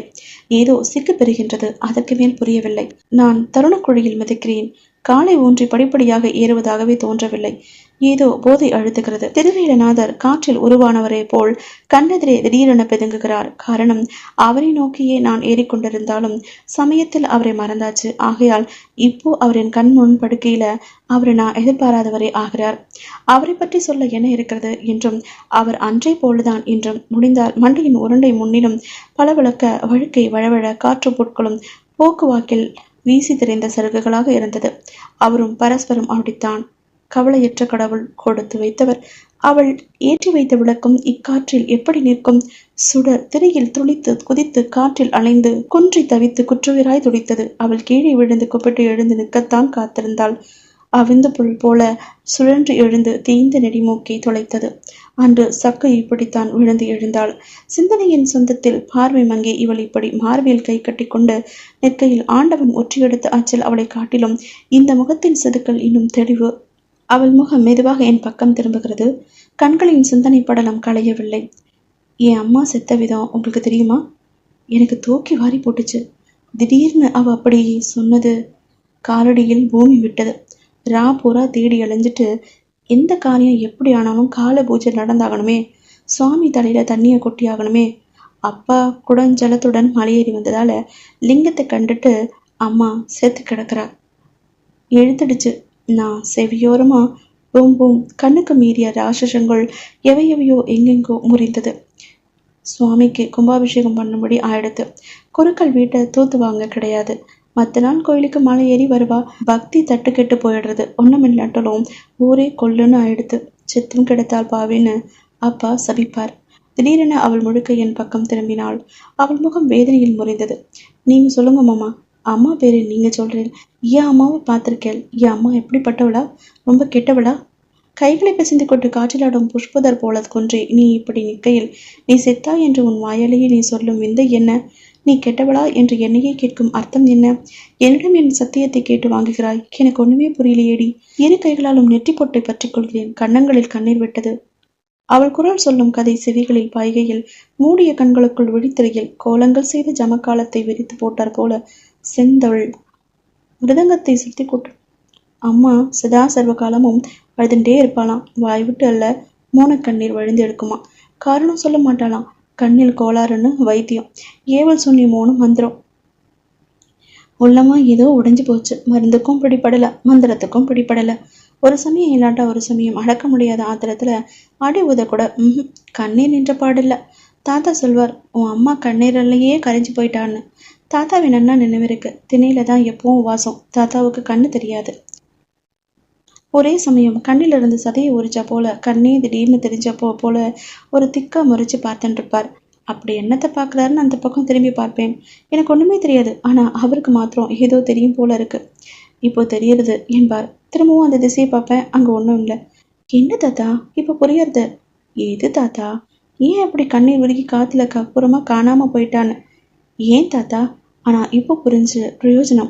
புரிஞ்சதை சொல்லித்தான் பிரயோஜனம். அப்பவே புரிஞ்சிருந்தாலும் அதனால் நடக்க போற காரியம் இல்லை. ரகளை தான் கூட நன்னா புரியறது. என்ன தாத்தா பாடுறேன்? ஒண்ணுமே புரியல. எல்லா கேள்விக்கும் ஒரே பதில் தான். கேள்வியே அதுதான். ஆறாரோ ஆறிறாரோ. திடீர்னு தாத்தா சிரிப்பார். சிரிப்பு புரியாது. ஆனா அவள் வேதனை மட்டும் எனக்கு அப்பவே புரியும். ஏன் மாமா உங்க கண்ணில் திரை மறைக்கிறது? வெட்கமற்ற கண்ணீர் அல்ல, வெட்கம் நிறைந்ததா? உன் கதை நீ சொல்கிறாய். புஷ்பம் மலர்வது போல அர்த்தங்கள் 1000 இதழ்கள் எண்ணில் தவழுகின்றன. ஆனா உன் தாத்தா சொன்னார் போல பிரயோஜனமே இல்லை. எல்லோரும் சேர்ந்து என்ன புதிர் பேசுவாளோ, எனக்கு தலை சுத்துது. ஆனா ஒன்னு சொல்றேன், அவள் புருவங்கள் வினாவில் உயர்கின்றன. ஆவேசம் வந்தால் போல என் வாயிலிருந்து ஏதோ வார்த்தைகள் புறப்படுகிறது. சக்கு, நீ சாகல. அவள் பின்னடைந்தாள். அவள் விழிகள் வட்டமாயின. பயம், வியப்பு. நான் அவளை நெருங்கினேன். கிணற்றில் குடத்தை விட்டு ஜலத்தை கலக்கும் முன் ஜலத்தில் பணிங்கள் தெரிவது யார் என்று கிணற்றில் எட்டிப்பார். அவள் கண்களில் கலக்கம் சட்டென விட்டது. புன்னகையில் கன்னங்களில் வெளிச்சம் படர்ந்தது. என்னமோன்னு பயந்தே போனேன். அம்மாவையே உரிச்சு வச்சிருக்கேன்னு அப்பா கூட ஒரே ஒரு சமயம் சொல்வார். அதையே தாத்தா என் முகத்தை தடவி தெரிச்சுண்டு சொல்வார். திடீரென என்னை ஒரு பெரும் ஆவல் ஆட்கொண்டது. உன் பேர் என்ன? அபிதா. நான் திரும்ப சொல்லி பெயரை நாக்கில சுவைக்கிறேன். அபிதா. ஆ சிமிழ் போன்ற வாயின் லேசான குமிழ்வில், பி உதடுகளின் சந்திப்பில், தா நாக்கின் தெரிப்பில். இத்தனை நாள் பிரிந்து போகும் மீண்டதுமே நினைவு கண்டு கொண்ட பணம் விட்ட இடத்திலிருந்து தொட்டுக்கொண்ட முக்க விரிந்தார் போல அஸ்கம் என்று விழுகிறது. சரி, நேரமாச்சு, போகலாமா? நீ சொல்கிறாய், செல்கிறாய், நான் உடன் வருகிறேன். ஆண்டவன் வேண்டுவதும் இதுதான். என்னிடம் உன்னை ஒப்படை. உன்னிடம் என்னை கொடுத்து விட்ட பின் இந்த சமயத்துக்கு என் மனம் எவ்வளவு லேசாக இருக்கிறது. கரை கண்டவன் கவலைப்பட்டவன் மிதப்பவனுக்கு மலை ஏறினால் என்ன, மலை இறங்கினால் என்ன? அற்ப விஷயம், சொற்ப சம்பவம். அடிவயிறு வெள்ளி வீச கடல் வயிற்றில் மீன் கொட்டி துள்ளி விழுந்தது. சமயமே சிற்பமாகிவிட்ட பின் சிற்பத்தில் எது அல்பம், எது சொற்பம்? ஆனால் சக்கு, நீ சக்குவா, அபிதாவா? மலையேறும் முன் சக்கு, மலையேறியதும் அபிதா. ஆனா நீ யாரா இருந்தா என்ன? இனி உன்னை கவனிப்பது எனக்கு வேறு ஜோலியே கிடையாது. நீ காத்த மலையாகி விட்டாய். உன்னை கவனிக்க கவனிக்க உன் செயல் அசைவுகளின் நுணுக்கம் ஒவ்வொன்றும் நீ அபிதாவோ சக்குவோ. நீ எனும் கவிதையின் தனித்தனி அங்கமாய் எனக்கு ஒவ்வொரு தனிமையும் அதன் முன் முழுமை பெற்று அதன் இரக்கமற்ற கொக்கி என் மேல் விழுந்து கவி விட்டது. நேரமாச்சு. நேரமாச்சா? என்ன? என் பொறி கலங்கிய நிலையில் நேரம் என்று ஒன்று இருக்கிறதா என்ன? போவோமா? போலாம். நீ சொல்ற, நான் உடனே வரேன். மலையடி வாரத்துல கிணறு, ராட்டினத்துல தொங்கும் கயிறுக்கு இதுவரை கல்லன் வந்ததில்ல. எட்டி பார்க்கிறேன். அதிர்ந்து அடங்கும் விளைவில் அது சக்கு முகம் தோன்றி சிரித்து நடங்குகிறது. விரண்டு மேலேறி வரும் குடத்தை வசியமிற்றவனாய் கவனிக்கிறான். கழுத்தில் கயிறுடன் தொங்குவது குடமா, நானா? பிடிச்சுவர் மேல் குடத்தை இறக்கி சுரக்கி கழற்றி அவள் குடத்தை இடுப்பில் ஏற்றிக்கொண்டு வேகத்தில் ஜலம் அவள் முகத்தில் உடல் முகப்பில் விசிறி நனைத்தது. ஜலம் நானா? குடத்தை ஒரு கை அணைக்க மறு கையால் முகத்தை துடைக்க கொள்கிறாள். சிரிக்கிறாள். அவள் நடக்கையில் குடத்தில் ஜலம் தலைமையில் இருக்கிறது. நானா? என்னை பார்த்தது நானேவா? வான் விளிம்பில் ஒரு நட்சத்திரம்.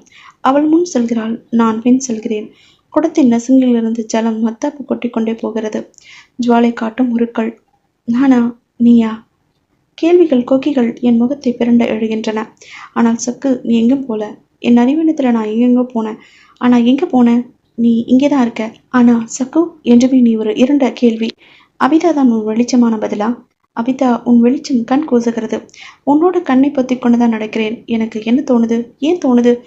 ஒண்ணுமே புரியல. புரிவதற்காக எதுவும் இல்லை என்பதுதான் புரிகிறது.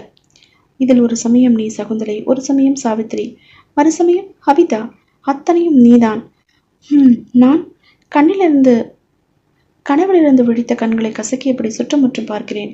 வானிலிருந்து நீங்கிக் கொண்டே வரும் இரவின் திரைக்கு பின்னால் இருளின் பெரும் திரட்சியாய் கோபமான எச்சரிக்கையாய் கொண்டு நிற்கிறது. என்னை சுற்றி வயல்களில் பயிர்களின் பச்சையில் இரவில் கருப்பஞ்சாறு வழிகிறது. சக்கு, நீ எப்படி, நம்ம எப்படி நள்ளிருள மலையேறி அந்த தனிமையில கலந்தாய்? ஆண்டவனே, என்னை கைவிட்டடியா? ஓ மை காட் என்று அவனிடம் முறையிடவா? உன் துயரம் உன் செல்வியை நீயே சுமந்து மலையேறி சென்று நீ விட்ட உயிர் யாருக்கும் குன்றிலிட்ட தீபமா இருக்கட்டும் என்றா? என்ன பின்தங்கிட்டேல்? இருட்டு போச்சே, வாங்கோ. அவள் வெகு தூரம் முன் போய்விட்டால். குரல் மட்டும் என்னை எட்டுகிறது. சக்க குரல், அந்த அவசர விளிம்பின் மென் முதல் நிழல். நீ என்னை கைவிட்ட கதையே நான் உங்ககிட்ட சொல்லத்தான் அபிதாவா வந்து திரும்பி வந்திருக்கேன். என்னை கொண்டாச்சு. அவளை என்ன செய்ய போற? என்னை பழி வாங்கிக்கத்தான் நான் அபிதாவா வந்திருக்கேன்.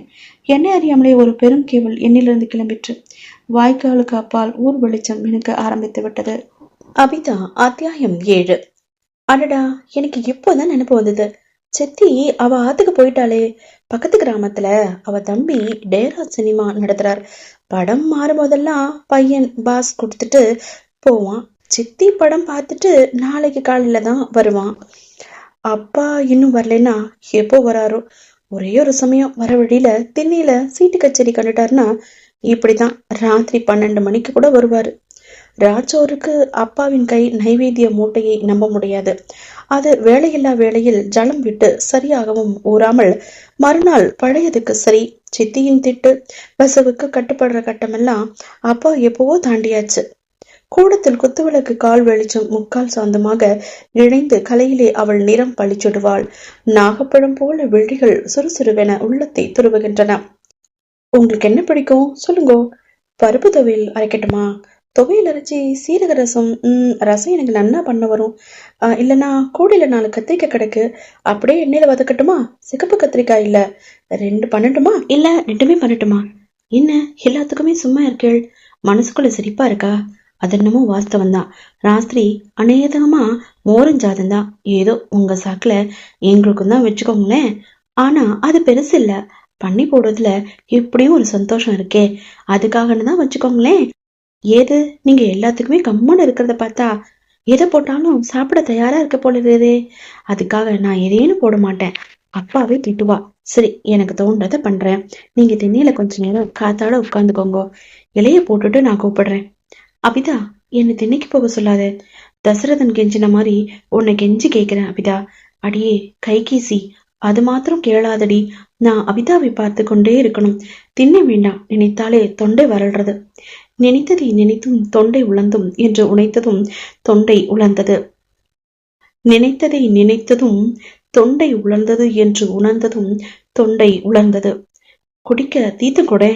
பூமியில் கிழித்த கோட்டிலிருந்து தற்செயலில் எழுந்து பூக்கொட்டும் ஜலமாத்தாப்பு போல அவள் உருவம். கூடத்தில் இறங்கிய குடத்தை நெருங்கையில் அவள் எனக்கு புதுமையாக இருக்கிறாள், வியப்பாக இருக்கிறாள்.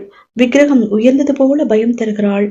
மூச்சை மூச்சென்று உணர்ந்து மூச்சை மூச்சையாக ஒரு கணம் சிந்தித்தாலே மூச்சு திணறுகிறது. கண்ணை பெற்ற திருதராட்டிரன் போல கண்களை இறுக மூடிக்கொள்கிறேன். பெற்ற பார்வை இழக்க மனமில்லை, பட்ட தரிசனம் காணவும் திடமில்லை. கண்களை மெதுவாய் திறக்கிறேன். எதிரே டம்ளரை என்னிடம் நீட்டிய வண்ணம் தன் புன்னகையில் திவ்யத்தில் ஒளி வீசிக்கொண்டு நிற்கிறாள். டம்ளரை வாங்கிக் கொண்டேன். என் விரல் அவள் மேல் படாதா? இல்லை. எண்ணத்தையும் செயலையும் இம்மையிலிருந்து எல்லை வர நம் அறிவு கெடாது. தன் வழியில் ஆளும் ஆதிக்கத்தின் கட்டளையில் பாத்திரம் கைமாறும் தருணம் எங்கள் விரல்கள் ஒன்றுடன் ஒன்று சேர்த்து கொண்டார் போல எவ்வளவு நெருக்கமாய் தமிழரை பற்றியும் தொட்டுக்கொள்ளவில்லை. அவள் ஏந்தி வந்த ஜலமே அவள் கண்ணின் தூய்மையை தன் சத்தியத்தின் சக்தி கண்டு அவளுக்கு காப்பாற்றி தருவதாய் எனக்கு தோன்றுகிறது. காணலின் நலங்கள் போல் என் ஏக்கம் கண்கூடாய் என் முன் எழுகிறது. பற்றி ஆசை, அன்பு, பாசம், பக்ஷம், இன்னும் எத்தனையோ அத்தனையும் ஒரே சாயம் பிடித்து கொண்ட கெட்டியின் ரகங்களை காட்டும் பெயர்கள் தானே. தொடல், உடைமையின் முத்திரை, உரலின் வழித்துணை. அவள் கொடுத்த ஜலம் தொண்டை அடியில் உலர்ந்தது. அந்த கிணற்று ஜலம் கற்கண்டாய் தித்திக்குமே. இதற்கு இந்த உயர்ப்பு எப்படி வந்தது? ஒருவேளை என் தாபம்தான் கொடுமையோ? சக்கு, நீ சாகல. உன்னையே பலி கொடுத்து என்னை வாங்கும் வழியை கரடிமல கருவோலநாதனிடம் வரமாக வாங்கிக்கிட்டியா? நீ வாங்கும் மொழி இவ்வளவு பயங்கரமா? சக்கு, என்னால தாங்க முடியலடி. என்னை மன்னிச்சுடுடி. மன்னிப்பு, இது ஒரு பெரும் பொய். மன்னித்தால் தீங்கின் பங்கு குறைந்து விடுமா? வேதனையிலிருந்து விடுதலை கிடைத்து விடுமா? நினைவால் இன்னும் கூடுதலை என்று குறைவு எது? அபிதாவுக்கு கேட்டுவிட்டால்? கேட்டுவிட்டதா? பயந்து சுற்றுமுற்றும் பார்க்கிறேன். என் அழுகை அவள் செவிகளை அடையவில்லை. துண்ணியில் உட்கார்ந்திருந்தேன். இங்கு எப்போது வந்தேன்? வந்ததும் நல்லதுதான். என் அழுகை அவளுக்கு தெரியாது அல்லவா? கரையோரம் ஜலம் பருகி கொண்டிருக்கும் விலங்குக்கு கால் செருக்கி விட்டார் போல வெட்கமற்று அழுகையில் விழுந்து விடுகிறேன். மன்னிப்பு கிடையாது. உண்டு என்பது நம்பிக்கையானால் இல்லை என்பது உண்மை. இல்லை. நெற்றியில் இடது கையில் வலது கையில் வின் வின். அப்பா, தெரிச்சது. சக்கு, என்னை சிலுவையில ஏத்திட்டா. சாப்பிட வரலா? உள்ளே இருந்து அவள் குரல் கணி நின்று அழைத்தது. பழைய நாள் திரும்பி வந்துவிட்டது. கூடத்தில் குத்துவிளக்கு அடியில் தையல் இலை போட்டிருந்தது. அதில் ஈரக்கு தையல் பாதை பாதையாய் எவ்வளவு அழகாய் ஓடுகின்றது. ரசம் புளித்தது. சாதத்தை குழைத்து விட்டால் கத்தரிக்காய் சரியாக வேகவில்லை. நன்னா இருக்கா? நல்லா இருக்கு, நிஜமாவே. ரசத்தை கையில ஏந்தி கொப்புக்கிறேன். அன்பிட்டவர்களின் குறைகளே அவர்களிட்ட அன்பின் விசேஷ ருசி. வாசற்கதவை யாரோ படபடவென தட்டுகிறார்கள். அபிதா போய் கதவை திறக்கிறாள். வாங்கோ மாமி. சாவித்திரி கூடத்துக்கு வருகிறாள். அவருடன் வந்த துணை ரேடியிலேயே தயங்கி நிற்கிறாள். என் மாமாவின் பல பேரங்களில் ஒருவன். சாவித்திரிக்கு கோபத்தில் கண்கள் கடுக்கிறது. எங்கே போறேன்னு ஒரு வார்த்தை சொல்ல வேண்டாமா? இங்க வந்தேன்னு கண்டேனா? வயல் காட்டில் பாம்பு பூச்சி எல்லாம் இருக்கு. விழுந்து கிடந்தெல்லாம் என்ன ஆயிடும்? பிடுங்கி எடுத்துடுதுன்னா? உங்கள் ஊருக்கு வந்ததுக்கு கைமேல் பலனா? உங்களை எங்கேன்னு போய் தேடுறது? கையும் களவுமாய் பிடிப்பட்ட மாதிரி நான் ஈரம் காயும் கையுடன் இலையெதிரில் உட்கார்ந்திருந்தேன். அபிதா மிரண்டு நிற்கிறாள். சாவித்திரியின் கோபம் அவளுக்கு பயமாக இருக்கிறது. சாவித்திரியின் கோபம் எனக்கு புரிகிறது. அவள் சொல்லும் நியாயம் புரிகிறது. ஆனால் சாவித்திரியை தான் புரியவில்லை. சக்கு எழுதிவிட்டு போயிருக்கும் சித்திரத்தின் பக்கத்தில் அதன் கேலி போல் நிற்கும் இந்த தடித்த உருவம் யார்? விளக்குச் சுடர் கூடத்து சுவர்களில் வீசிய எங்கள் நிழல்களில் பெரிதாய் ஒன்றையொன்று ஊமை பயமுறுத்தலில் சிரித்துக் கொண்டு எங்களுக்கு புரியாது தங்களுக்கே புரிந்த சடங்கு கூத்தில் ஆடுகின்றன. என்றும் எங்களுக்கு விடுதலை இல்லாமல் எங்களை தங்களுடன் கவ்விக்கொண்ட எங்கள் நிழல்கள். அபிதா அத்தியாயம் 8. மறுநாள் காலை அபிதாவின் சித்தி வந்தாள். உடன் அவன் தம்பி டென்ட் சினிமா முதலாளி வந்திருந்தான். அவனே ஸ்டார் மாதிரி தான் இருக்கிறான். பார்த்ததும் மனது செவ்வது. அந்த எடுப்பான மூக்கு, தொழில் மீச, சம்பட்டை தான் அவனோட முடி. அபிதா, நீயே வரல? உனக்கு படம் பிடிச்சிருக்குமே. சிலம்பையிலிருந்து சுபாவத்திலேயோ கனத்த வெண்கல குரல். ஆமா, உன் படத்தை நீதான் மெச்சுக்கணும். ஒரு பாட்டா டான்ஸா சண்டையா உட்காந்து தெரியல. உடனே எழுந்துட்ட மாதிரி தான் இருந்தது. அவ்வளவு சுருக்கம் முடிச்சுடுது. கூட்டமே இல்ல. நாற்காலியில ராத்திரியே விட்ட சுறுசுறுக்கு திரும்பி இருக்கலாம். ஆனா இந்த வீட்டுக்கு தான் எப்பவும் திரும்பிண்டே இருக்கோமே. திரும்புறதுனால பின்ன என்ன அர்த்தம்? ஒரே ஒரு சமயம் ஒரே ஒரு இடம் திரும்பிட்டு இருக்க முடியுமா? உங்களுக்கெல்லாம் ரயிலேறி போற மாதிரி, விடிய கால ஊர் செய்யற மாதிரி கணிசமா 4 மணி நேரம் இருக்கணும். முனையில பாட்டு தடுக்கி விழுந்தா கும்கும், இடை விழுந்தா அதுவே ஒரு டான்ஸ். இதுவும் தான் எப்பவுமே இருக்கே. கொஞ்சம் ஹை கிளாஸ் பிக்சர்ஸ சீப் ரெண்டுக்கு வந்தது. இன்னைக்கு பார்த்துட்டு நாளைக்கு தூக்கிட வேண்டியதுதான். அபிதா கேக்குறாளே, நீ ஏன் வரல? ஆமாண்டா, உன் அத்திம்பேரை நம்பி வாசல் கதவையும் திறந்து போட்டுண்டு நான் இவளையும் உன் அபிஷல் படத்துக்கு அழைச்சுட்டு வந்துடுறேன். திரும்பி வர வேலைக்கு இருக்கிற வாசல் கதவையும் எவனாவது அடுப்புக்கு பிடிங்கிட்டு போயிடட்டும். அந்த பிராமணன் இன்னமும் வரலையே. எனக்கு தெரியும், அங்கேயே குளத்துல குளிச்சுட்டு நேத்து சோத்தையே சாமிக்கு காட்டிட்டு ஒரு நட மிச்சம் பண்ணிட்டு வந்துடுவார். கேட்டுக்கொண்டே குருக்கள் உள்ளே வருகிறார். அவர் தோளில் தொங்கும் நெய்வேத்திய மூட்டையும் கபடும் அசடும் கலந்த அந்த இனிப்பும் அவரை பார்த்தால் சர்க்கஸ் கோமாளி போல்தான் இருக்கிறது. அவர் வராததை கேட்டுக்கொண்டிருந்தவள் கூட அவர் வந்ததை சட்டை செய்வதாய் தெரியவில்லை. அவர் மைத்துனன் அவர் வீட்டில் அவர் இருப்பதாக ஏற்றுக்கொண்டதாகவே தெரியவில்லை. அவள் என்னோடுதான் பேசிக்கொண்டிருக்கிறாள். என்ன பேசுகிறான் என்று அவன் பேசிக்கொண்டிருக்கையிலேயே எனக்கு மறந்து போய் கொண்டே வருகிறது. பலகையில் வலது கை எழுத பின்னாலேயே இடது கை அழித்து கொண்டு வருவது போல. ஆனால் அவன் கதையை அவன் சொல்லி நான் தெரிந்து கொள்ள தேவையே இல்லை. அவன் உடையும் ஒழுங்காக ஒதுக்கிவிட்ட அரும்பு மீசையும் அவன் வெற்றி கதைக்கு சாட்சியாய் அலறுகின்றன. என்னை அறியாமலே ஒரு காதை கூட பொத்திக்கொண்டு பிறகு பொத்தினது தெரியாமல் இருக்கும் பொருட்டு காதின் பின் சொரிந்து கொள்கிறேன். Self mat man. அவன் சூழ்நிலைக்கு ஒவ்வாது உயர்ந்த ரக துணி, கண்ணை பறிக்கும் சலவை, உருளைக்கிழங்கு வறுவல், வெற்றிலை பாக்கு, பீடி, சிகரெட்டு, கண்ணீர் என்று சிலம்பற்ற குரலில் வீட்டிருப்பான் என்றால் எனக்கு ஆச்சரியமில்லை. ஆனால் என் வாழ்வும் அப்படித்தானே. அதனாலேயே நாங்கள் இருவரும் ஒருவருக்கொருவர் விளக்கமில்லாயே ஒருவரை ஒருவர் புரிந்து கொள்ள முடியும். கௌதாவில் மல்லர்கள் போல ஒருவனை ஒருவன் கட்டிப்பிடித்து புரளும் முன் ஒருவனை ஒருவன் ஆழம் பார்த்து கொண்டு ஒருவரை ஒருவர் விளையம் வருகிறோம். என்னை போல அவளை காண எனக்கு ஏன் ஆகவில்லை? அவனை போல நான் இல்லை என்கிற ஆத்திரம்தானோ? குழந்தையின் எதிரே கயிற்று நுனியில் பொம்மையை தொங்கவிட்டு ஆட்டுவது போல அபிதா சினிமா ஆசை காட்டுகிறான். அபிதாவின் கண்கள் விரிகின்றன. புன்னகை உதட்டோரத்தில் ஆரம்பித்தது. ஆமா, இது கண்டிப்பு. வெள்ளிக்கிழமை அபிதா, நீ வந்தே ஆகணும். புது படம். சித்தி எரிந்து விடுகிறாள். ஆமா, அவளும் வந்துட்டா வீட்டுக்கு யாருக்கு அவளு? நீதான். ஒரே எழுத்து, ஒரே சொல். மாமிக்கு கண்ணங்கள் வெடித்து விடும் போல ஒப்புகின்றன. ஆனா அவ தம்பிக்கு இரக்கமில்ல. அவள் பக்கம் கூட அவன் முகம் திரும்பல. அக்காவுக்காக அவன் இங்கு வர்றான். நீங்களும் வரணும் சார். மாமியும் அழைச்சிட்டு வாங்கோ. உங்களுக்கெல்லாம் ஏர் கண்டிஷன் தியேட்டர்ல உட்காந்து பழக்கம் இல்லையா? சிரிக்கிறான். கல்யாணாஸ் சிரிப்பு. உரமான இறுகிய தாடைகள். நாளடைவில் நானும் ஒரு ஏர் கண்டிஷனர் தியேட்டர் கட்ட எனக்கு வசதி வரட்டும்னு பெரியவாள் ஆசீர்வாதம் பண்ணுங்களேன். பேச்சும் நன்றாய் தான் பேசுகிறான். பேச்சுக்கு நல்லடவில் சொல்கிறான். இது பிசினஸ் அடிச்சாலே நாளைக்கு வாரி கொடுக்கும். போச்சுன்னா அன்னைக்கே காலை வாரிடும். ஆள் வந்து போனதே புயல் வந்து கடந்தார் போல அவன் சென்ற வழி நோக்கி அபிதா நின்றாள். இவன் ஒரு திக்விஜயன். இங்கத்திய நினைவு அவளுக்கில்லை. நினைப்பில் வெள்ளிக்கிழமை சினிமாவை இப்பவே பார்த்து கொண்டிருக்கிறாள். நின்ன இடத்தில் கல்லாடிச்சா போல நின்னுட்டா பறிச்ச பழம் மாதிரி களத்துல சோறு விழுந்துடுமான்னு கேக்குறேன். அபிதா ஒண்ணுமே பேசல. குடத்தை எடுத்து இடுப்புல வச்சுக்கிட்டு கிளம்புறா. அவ கனவு இன்னும் களையல. மௌனம் எவ்வளவு அற்புதமான அங்கி! நடனத்தில் டாகா மாஸ்லின் அதினதில் என்ன செய்யும்? அதன் மடிகள் அவள் தோளிலிருந்து விழுந்தது. அவள் பின்னால் அவளை சூழ்ந்து பூமியில் மௌனமாய் புரள்கிறது. அபிதா அத்தியாயம் 9. சாவித்திரியை ஊர்காரியங்களுக்காக மாமி விடமாட்டேங்கிறாள். நன்னா இருக்கு, வந்த இடத்துல நீங்க வேலை செய்யறதா? நீங்க எங்களோட தங்கி இருக்கிறதே எங்களோட பாக்கியம்.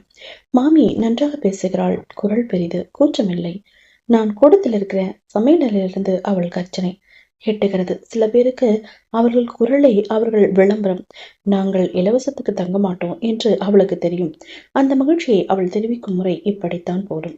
நீங்கெல்லாம் எவ்வளவு பெரிய மனுஷாள்! ஏதோ பழைய வாசனைய மாமா மாதிரி ஞாபகம் வச்சுண்டு யார் இந்த மாதிரி வருவா? கேட்டுக்கொண்டே ஏதோ காரியமாக மாமி கூடத்துக்கு வருகிறாள்.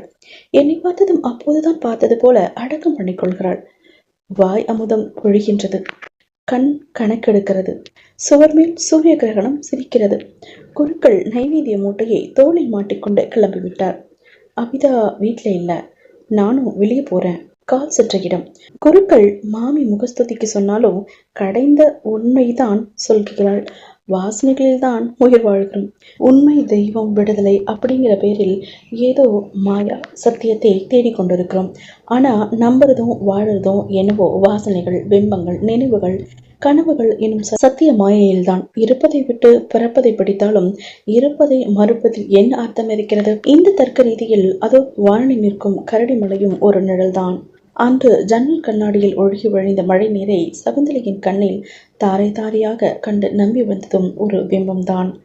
திரும்ப திரும்ப கரடிமலைக்கும் குருக்கள் வீட்டுக்கும் இடைத்தூரத்தை நடந்து நடந்து அளந்து அளந்து இங்கு நான் இருந்தவரை ஞாபகத்திலும் இறந்துவிட்டு சென்ற பின் கற்பனையிலும் சகுந்தலையின் நடமாட்டங்களையும் சூழல்களையும் தேடி அலைகிறேன். சகுந்தலை செத்துப்போனா. செத்துப்போனவளை பொசுக்கிய சாம்பல் கூட கரைந்தும் காற்றில் பறந்தும் போயிடுச்சு.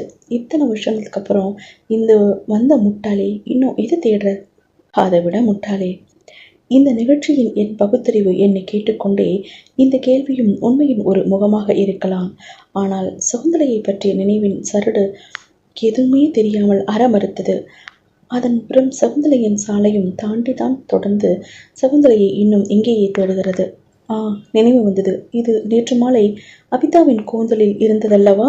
என்னத்தையோ எழுதியதை படிச்சதை நினைச்சு அதைப்படி வாழ்ந்ததையும் படிச்சு அனுபவத்தை நினைச்சு நினைவே அவ்வப்போது காயப்படுத்தி காயத்திலிருந்து சொரியும் ரத்தம் உணர்ந்து அர்த்தங்கள் பிரயத்தனங்கள் கொள்கிறோம். நினைவின் இடமே உயிரின் தைரியம், உயிரோவியத்தின் பல வர்ணங்கள். காலடியில் குறுகுறுன உடல் கூசி கையில் அடிக்கிறேன். புஷ்பசரம். நினைவு வந்தது. இது நேத்திக்கு சாயங்காலம் அபிதாவின் கூந்தல்ல இருந்துச்சு இல்லையா? கன்னத்துல ஒத்திக்கிறேன். காதோடு மெத்தென்று என்ன பேசுது?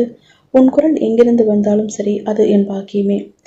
விசனம் நிறைந்த வசனங்கள் நெஞ்சின் அடிவாரத்தில் சுனையிலிருந்து பொங்குகின்றது. முகத்தில் கடவுள் ஏன் கண்ணை எழுதி சாட்சியை காட்டிக்கூடவே கலவரத்தையும் கொடுத்தான். புடவியின் கோடி ஜலத்தில் நனைந்து நீரோட்டத்தில் லேசாய் அலைந்தது. புடவியின் உடலும் அங்கங்கே நனைந்து இடங்கள் உடலோடு ஒட்டிக்கொண்ட அங்கங்கள் பிதுங்கின. சௌகரியத்திற்காக முழங்கால்களுக்கிடையே அள்ளிச்சுருகி மடியில் அடைத்த சேலையின் நீளத்தை எடுத்து துடைத்த சதை வெயில் பட தனி வெண்மையில் பளிரிட்டது. அவள் என்னை பார்க்கவில்லை. நான் நின்ற இடத்தில் ஒருவேளை கரைமேடு என்னை மறைத்ததோ என்னவோ அல்ல. அவள் முழு கவனம் குடத்தை தேடி பிடிப்பதில் அதை தேய்ப்பதிலும் முனைந்திருந்தது. அவன் காணும் பகற்கல்விலிருந்து இன்னும் விழிக்கவில்லையோ?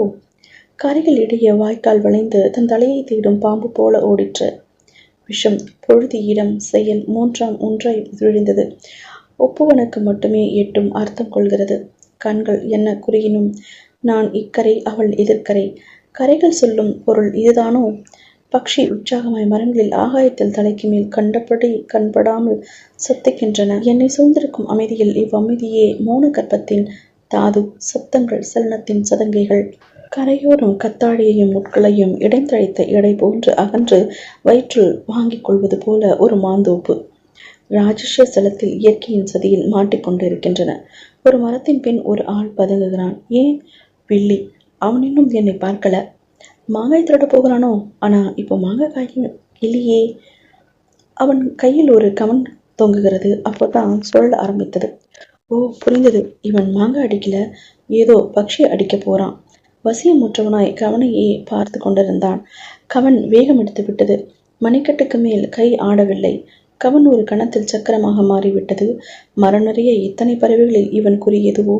எனக்கு உடல் பரபரத்தது. பொத்தென்று ஆகாயத்திலிருந்து ஒன்று என் காலடியில் விழுந்து வெறும் மூக்கும் விரித்த கண்ணும் சிறகும் இரவுமாய் உயிரோருமாய் உயிரற்ற மெத்தையாய் கணத்தில் கண்ணெதிரே மாறுவதை காண எனக்கு சக்தி இருக்குமா? ஐயோ! அவனுக்கு தூக்கி வாரி போட்டது என்னை கண்டதும். ஒரு கணம் திகைத்து போனான். தோப்புக்கு சொந்தக்காரனை அவனுக்கு தெரியாதா என்ன? உடனே கோபம், உடனே அலட்சியம், உடனே சிரிப்பு அவன் கண்ணில் சிந்தின. ஏன் சாமி, நீ பாவம் பார்த்து ஒரு உசுரை காப்பாத்திட்டதா நினைப்பா? இன்னைக்கு தப்பிச்சது சரி, நாளைக்கு என்ன பண்ண போற? இதே நேரத்துக்கு அது இங்கே வந்து குந்தும்னு என்றியா? இல்ல இங்க வந்து நான் அதை காவு வாங்க போறேன்னு நினைக்கிறியா? நீ ஊருக்கு புதுசு. நான் இங்கேயே பிறந்து இதே பொழப்பா இங்கேயே வளர்ந்தவன். இதுங்களை எனக்கு தெரிஞ்ச மாதிரி உனக்கு தெரியுமா? இதுல எதுக்கேனும் மாறில மச்சம் இருந்தா அது மச்சம் முதல் எனக்கு நல்லா தெரியும். இன்னைக்கு இல்லாட்டி நாளைக்கு இல்லைன்னா அதுக்கு மறுநாள் எனக்கு இஷ்டமானதை கல்லாலேயோ வில்லாலேயோ அடிச்சு தள்ளிடுவேன். இவன் என்ன மூச்சு விடாமல் ஆனால் விஷயம் விடாமல் சம்ஹாரமூர்த்தியின் பாஷை எல்லாம் என்னுடையது பேசுகிறான். அவன் சொல்லுக்கு சாட்சியாய் அவன் குற்றச்சாட்டுக்கு உடந்தையாய் சலசலக்கின்றது. மீண்டும் பரந்த வெளி, அதோ கரடிமலை. தோப்புகளிடையே அங்கங்கே வீடுகளின் கூரைகள், ஓலை முடையல்கள், ஓடுகள். வெகு தூரத்தில் கண்ணில் பட்டு மறையும் சாலைக்கோட்டின் மேல் ஒரு பஸ் இங்கிருந்து பறக்க எறும்பு போல ஊர்ந்து கொண்டிருந்தது. வயல்களில் தொடுவானத்தில் ஏதேதோ புள்ளிகள் ஒன்று சேர்க்கின்றன. ஓயாத ஒரே மூச்சு ரீங்காரமாய். இது எப்படி சாதிக்கிறது? அடுத்தடுத்து என்ன மோதுகிறது? முகத்தை வைகைகளால் மறைத்து கொள்கிறேன். அது அப்பவும் விடவில்லை. ஏய், என்னிடம் சொல்லிக் கொள்ளாமல் கூட எப்படி போனாய்? போனாலும் எப்படி இத்தனை நாள் திரும்பாமல் இருந்தாய்? இருந்தாய் ஆறாத புண்ணாய் கிளறிவிட ஏன் இப்போது திரும்பி வந்தாய்? சக்கு, அடியே, நீ என் நெஞ்சின் எதிரொலியாகிவிட்டாய். எதிரொலிக்கு என்ன பதில் சொல்லி மீள்வேன்? எங்கிருந்தோ யாருடையோ சிரிப்பு ஒலிக்கிறது.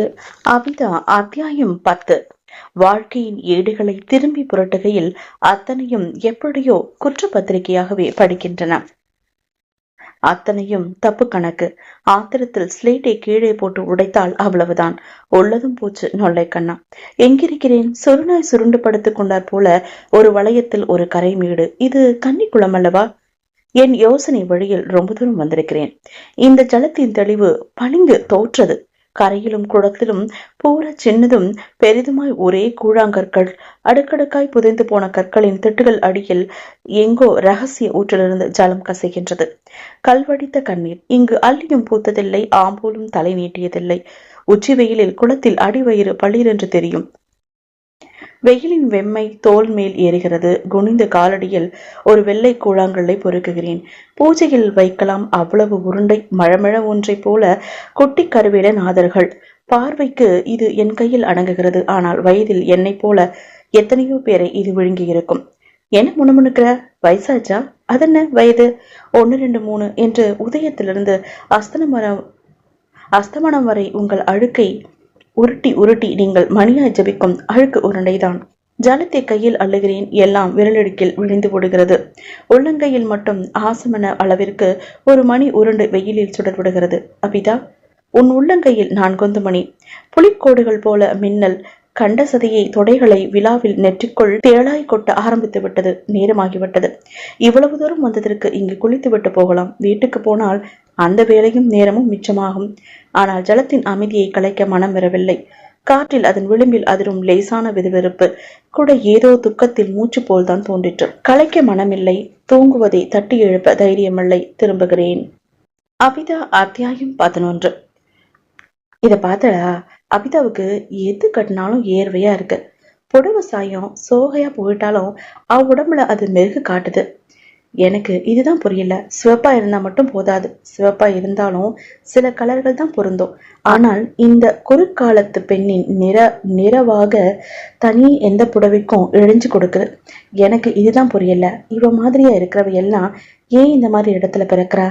நான் அஸ்வரஸ்யமாக கொட்டுகிறேன். அவளுடைய ஆச்சரியமே தான் என்னுடைய ஆச்சரியம். ஆமா, இங்க நாம இன்னும் எத்தனை நாளைக்கு டேரா? சாவித்திரி வாயை திறந்தாலே எனக்கு எரிச்சல் எழுது. பல்ல கடிக்கிறேன். ஏன் எத்தனை நாள் இருந்து விட்டோம்? உனக்கு அதுக்குள்ள அழுத்து போகும்படி. எனக்கு அழுத்து போவது இருக்கட்டும். இங்க பொழுது போறது சிரமமா தான் இருக்கு. இவாளுக்கு அழுத்து போகாம இருக்க வேணாமா? இவாளுக்கு நம்ம சமாளிக்கிறது யானையை கட்டி தீனி போடுறாப்புல என்ன? அவளை பிறகு என்னை ஒருமுறை அவள் காண கண்ணோட்டம் விட்டுக்கொள்கிறேன். எப்படியும் நான் யானை இல்ல. சாவித்திரி விடுத்த பார்வையில் என் கண்ணை மொக்கப்பட்டு விழுகிறது. அதில் அவ்வளவு அலட்சியம். சி, நீ இவ்வளவு மட்டமா எனும் மோன ஆச்சரியம். உன்னை சட்டை செய்து உன்னை பதிலுக்கு பதில் ஏசி உன்னிலும் கீழ்மைக்கு நான் இறங்கப் போவதில்லை. வெற்றி கிறுக்கு பிடித்தது, அது யார் பக்கம் என்று கடைசி வரை சொல்வதற்கில்லை. இருவரில் ஒருவருக்கு அது கட்டாயம் துரோகம் செய்தே ஆக வேண்டும். நங்கு நங்கென மணிகளின் ஓசை. போகணும் போகணும்னு பறக்கிறியே, உங்க ஊர்ல இதெல்லாம் கண்டிருப்பியா? வா, வந்து பாரு. இத்தனை நாளா உன் பிறந்த வீட்டுல நான் இருந்தாச்சு. கொஞ்ச நாளாவது நான் வளர்ந்த இடத்துல நீ இருக்க வேண்டாமா? பாதி கடுப்பு, பாதி கேலியாக பேச்சை மாற்றுகிறேன். வீட்டுக்கு பின்னால் மைதானத்தில் மாடுகள் மந்தை கூடுகின்றன. பெரிய மந்தைதான். ஓஹோ, பட்டணத்தின் பட்டிக்காட்டு பிரவேசமா? ஓஹோ, பட்டணத்தானின் பட்டிக்காட்டு பிரவேசமா? குரல் கேட்டு திரும்புகிறோம். அபிதாவும் ஒரு பசுவை ஓட்டிக்கொண்டு வருகிறாள். தன்னினத்தை அது கண்டுவிட்டது. இனி அதை ஓட்ட தேவையில்லை. அபிதா வந்து எங்களோடு நின்றாள். ஒன்றாகவும் இரண்டாகவும் மாடுகள் வந்து சேர்ந்து கொண்டே இருந்தது. மாடெல்லாம் பெருசா இருக்கேன்னு பாக்குறளா? இந்த மாடுகள் பெருசுன்னா எங்க கண்களும் சிறுசு. அப்படி என்றேன். அப்போ சிறுசா இருக்கேன்னு பாக்குறளா? பெருசா இருந்தாலும் சரி, சிறுசா இருந்தாலும் சரி, கண்ணுக்குட்டிக்கு விட்டது போக சகட்டுக்கு கால் பிடிக்கு மேல ஒரு பாலாடை கூட தேராது. அதுலயேதான் மோரு, தயிர் எல்லாமே. விருந்தாளிக்கு காபி, எல்லா வியாபாரமும், ஊர்கோலம், வான வேடிக்கை எல்லாம் வந்த விருந்தாளி பாலினி மோரனையும் முகம் பார்த்துக்கலாம். அவளுடைய வாய்விட்டு சிரிப்பு எங்களை தொற்றிக்கொண்டது. வீட்டுக்கு வீடு இது காமதேனி இல்லாட்டா அதுவும் தகராறுதான். என்னதான் இருந்தாலும் நாட்டு மாடு தானே. மாமா சொல்றா, அதான் சித்திக்கு தம்பி. அவர் எங்கேயோ ஊரெல்லாம் சுத்தி இருக்கார், என்னென்னமோ பார்த்திருக்கார்.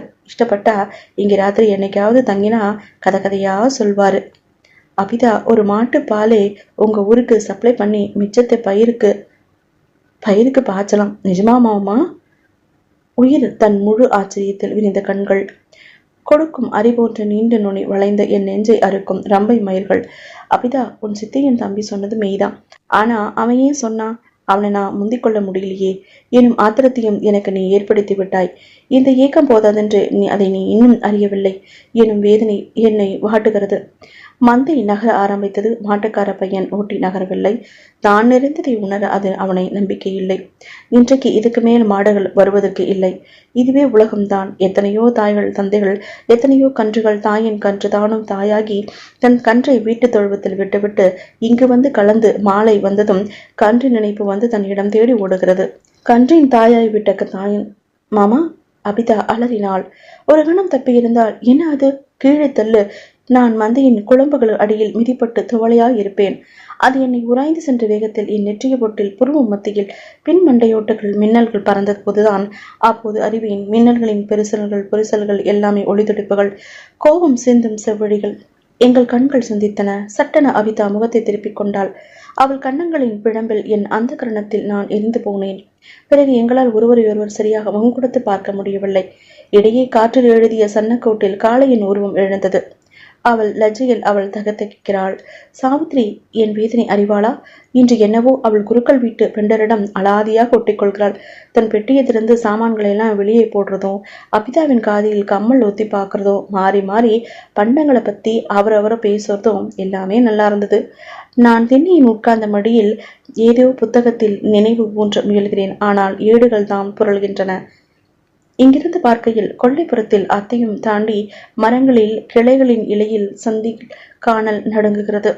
ஒரு குரங்கு, தாய் குரங்கு, அதன் வயிற்றை குட்டி. பின்னல் சலசலப்பு கேட்டு திரும்புகிறேன். சாவித்திரியின் புதுப்புடவையை கட்டிக்கொண்டு தலை குனிந்தபடி அபிதா நிற்கிறாள். அவள் பின்னால் அவள் தோளை பற்றி கொண்டு இளவரசியின் தாதி போல சாவித்ரி. வாயில் கொழுக்கட்டிய நமஸ்காரம் பண்றா, ஆசீர்வாதம் போடுங்களேன், சுருக்க கல்யாணம் நேரட்டோம்னு. சாவித்ரி, என் வேதனை அறிந்துதான் சொல்றியா? இப்போது நீங்கள் இருவரும் சேர்ந்து செய்த சதி இவள் வெற்றியா உன் வெற்றியா? என்னிடம் எதை நிரூபிச்சு ஆடுறது? என் நெஞ்ச இவன் நிறுத்தியா? பாபி. நான் மௌனமாய் எழுந்து அவிடம் சென்று ஆள்கிறேன். சாட்டையின் சொடுக்கு போல சாவித்திரியின் வார்த்தைகள் என்னை துரத்துகின்றன. மாமா ஒரு சமயம் அப்படித்தான் இருப்பா. நீ ஒன்னும் தப்பா நினைச்சுக்காதீங்கோ. இங்கே ஏன் வந்தேன்? அபிதா அத்தியாயம் 12. வர வர செயல்களில் நினைவு பொருந்தவில்லை, அல்ல நினைவோடு செயல் பொருந்தவில்லை. எது முன் எது பின், முரட்டு குதிரை தனித்தனியாக திமிர்கின்றன. இல்லையேல் மீண்டும் கன்னிக்குளத்துக்கு எப்போது வந்தேன்? கண்ணை கட்டி தட்டாமலை சுற்றி விட்டு இடத்தில் கட்டை எடுத்து விட்டால் போல என்னை சுற்றி விழித்து திகைக்கிறேன். ஓ, எங்கள் ரகசியம் ஆராய திரும்பவும் வந்திருக்கிறியா? எல்லாம் புரிஞ்சு போச்சு. நாங்க தான் பாக்கியாக்கோம். அவ்வளவு சுலபமா நாங்க புரிஞ்சுப்போமா? முதலில் என்னை எடுத்துக்கொள். நான் கிடந்த இடத்திலிருந்து என்னை இப்போது எடுத்தாய். ஆனா நீ எடுக்கும் முறை நான் இருந்த இடத்தில் எத்தனை காலம் கிடந்திருப்பேன் என்று உன்னால் யூகிக்கலாகாது. கேவலம் இந்த சம்பவம் நேர்வதற்குள் கடந்திருக்கும் காலம் உங்கள் கணக்கில் உன் வயதை போல எத்தனை விழுங்கி இருக்கும் அறிவையோ? முன் செயல் பின் செயல் எல்லாமே நினைத்து பார்க்க முடியுமா? பிறக்கும் போதே சாகப் போகிறேன், சாகத்தான் சாவேன். என் சாகும் சித்தத்தில் உருவெடுப்பாய் பிறக்கிறீர்கள். ஆதலால் வயதை பற்றியொன்று வேறு நினைப்பு உங்களுக்கு ஏது? நினைத்துக் கொண்டிருக்கிறீர்களா? பாவம், உன் வயது கணக்கில் என்னை அளவெடுத்தால் உன்னை போல எத்தனை பேரை விழுங்கியிருப்பேன் தெரியுமா? எங்களுக்கு அறியக்கூட தெரியாது. அறிஞ்சு என்ன ஆகணும்? எதற்காக என்று கூட எங்களுக்கு கவலை இல்லை. காவல் கிடப்பதும் எங்கள் ரகசியம். நீ வேணுமானால் முடியுமானால் தேடி எடுத்துக்கொள். நாங்கள் கரையாகவும் படுக்கையாகவும் கல்வடித்த கண்ணீரே இந்த குளமான காரணம் கண்டுபிடி. இதெல்லாம் லேசா? எங்க ரகசியம் புரிஞ்சுக்கணும். முன்னால உங்க சிக்கல்ல இருந்து விடுபடு. இடம் பொருள் ஏவல் ஒன்றையொன்று இழுப்பில் நீ மாட்டிக்கொண்டிருக்கிறாய். ஜலத்தில் விழுந்து கொண்டது அது சிரிக்கிறது. அத்துடன் சேர்ந்து கன்னிக்குளமும் சிரிக்கிறது. சிற்றம் என்னை பற்றி கொண்டது. எரிந்த கல்லை தொடர்ந்து நானும் குளத்தில் குதித்தேன்.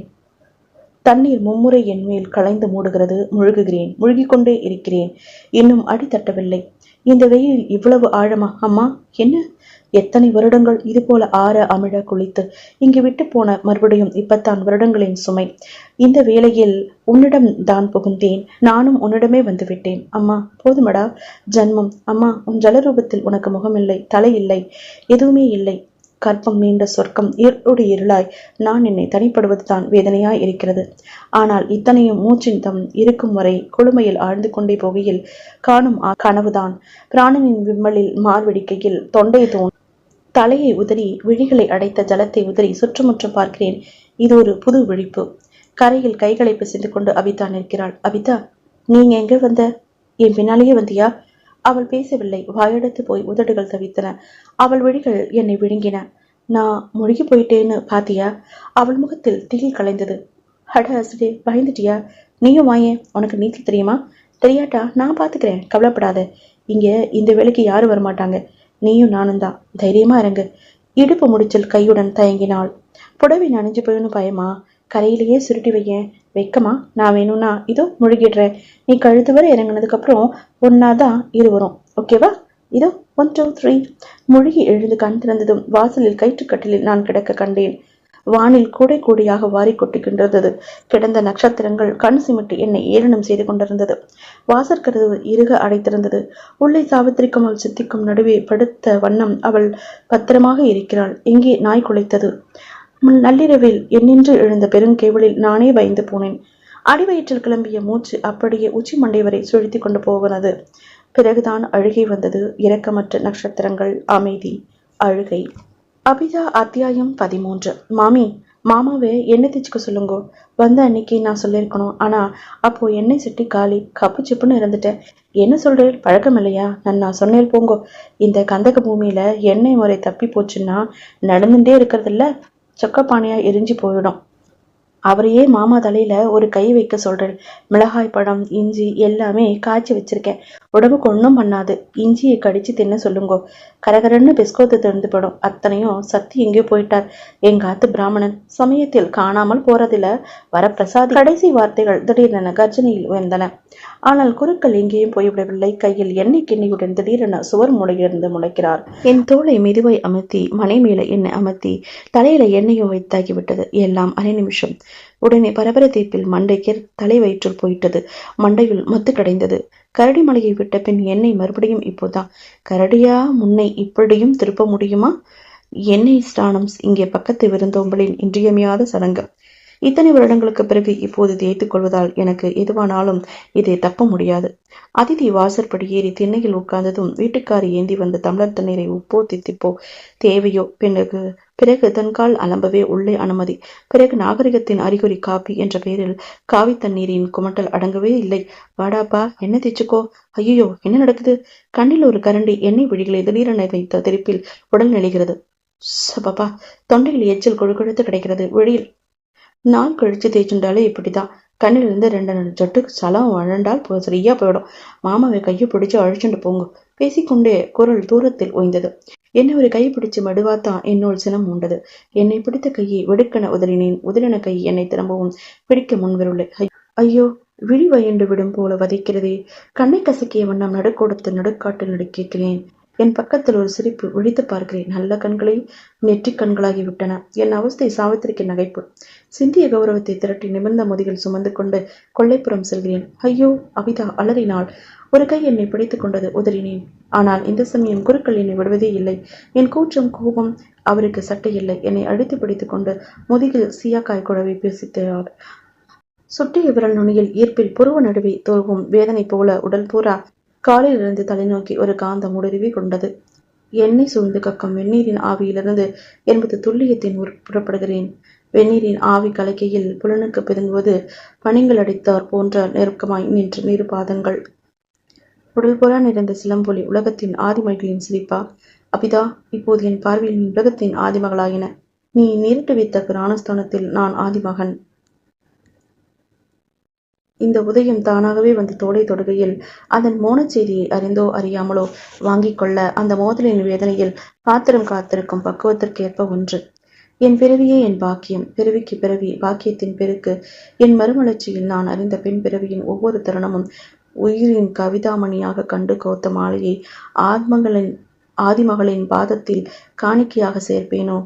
இதுபோல இதுவரை காத்திருந்தும் நான் அடையாளம் கண்டு கொள்ளாததால் என்னை கடந்து போன தருணங்களின் வீணை நான் உணர்ந்து வருந்தி என் இழப்புக்கு உருகி இனியேனும் ஏமாறாது நான் பெறும் உக்கிரத்தை பொறுத்தது. உங்கள் அத்தனை பேரின் பூர்வமுகியை இப்போது நான் பெற்ற உக்கிரமத்தில் அபிதாவில் அடையாளம் கண்டு கொண்ட பின் நீங்கள் அனைவரும் நான் கண்ட முகத்தின் நாமார்ச்ச தெரிகிறீர்கள்.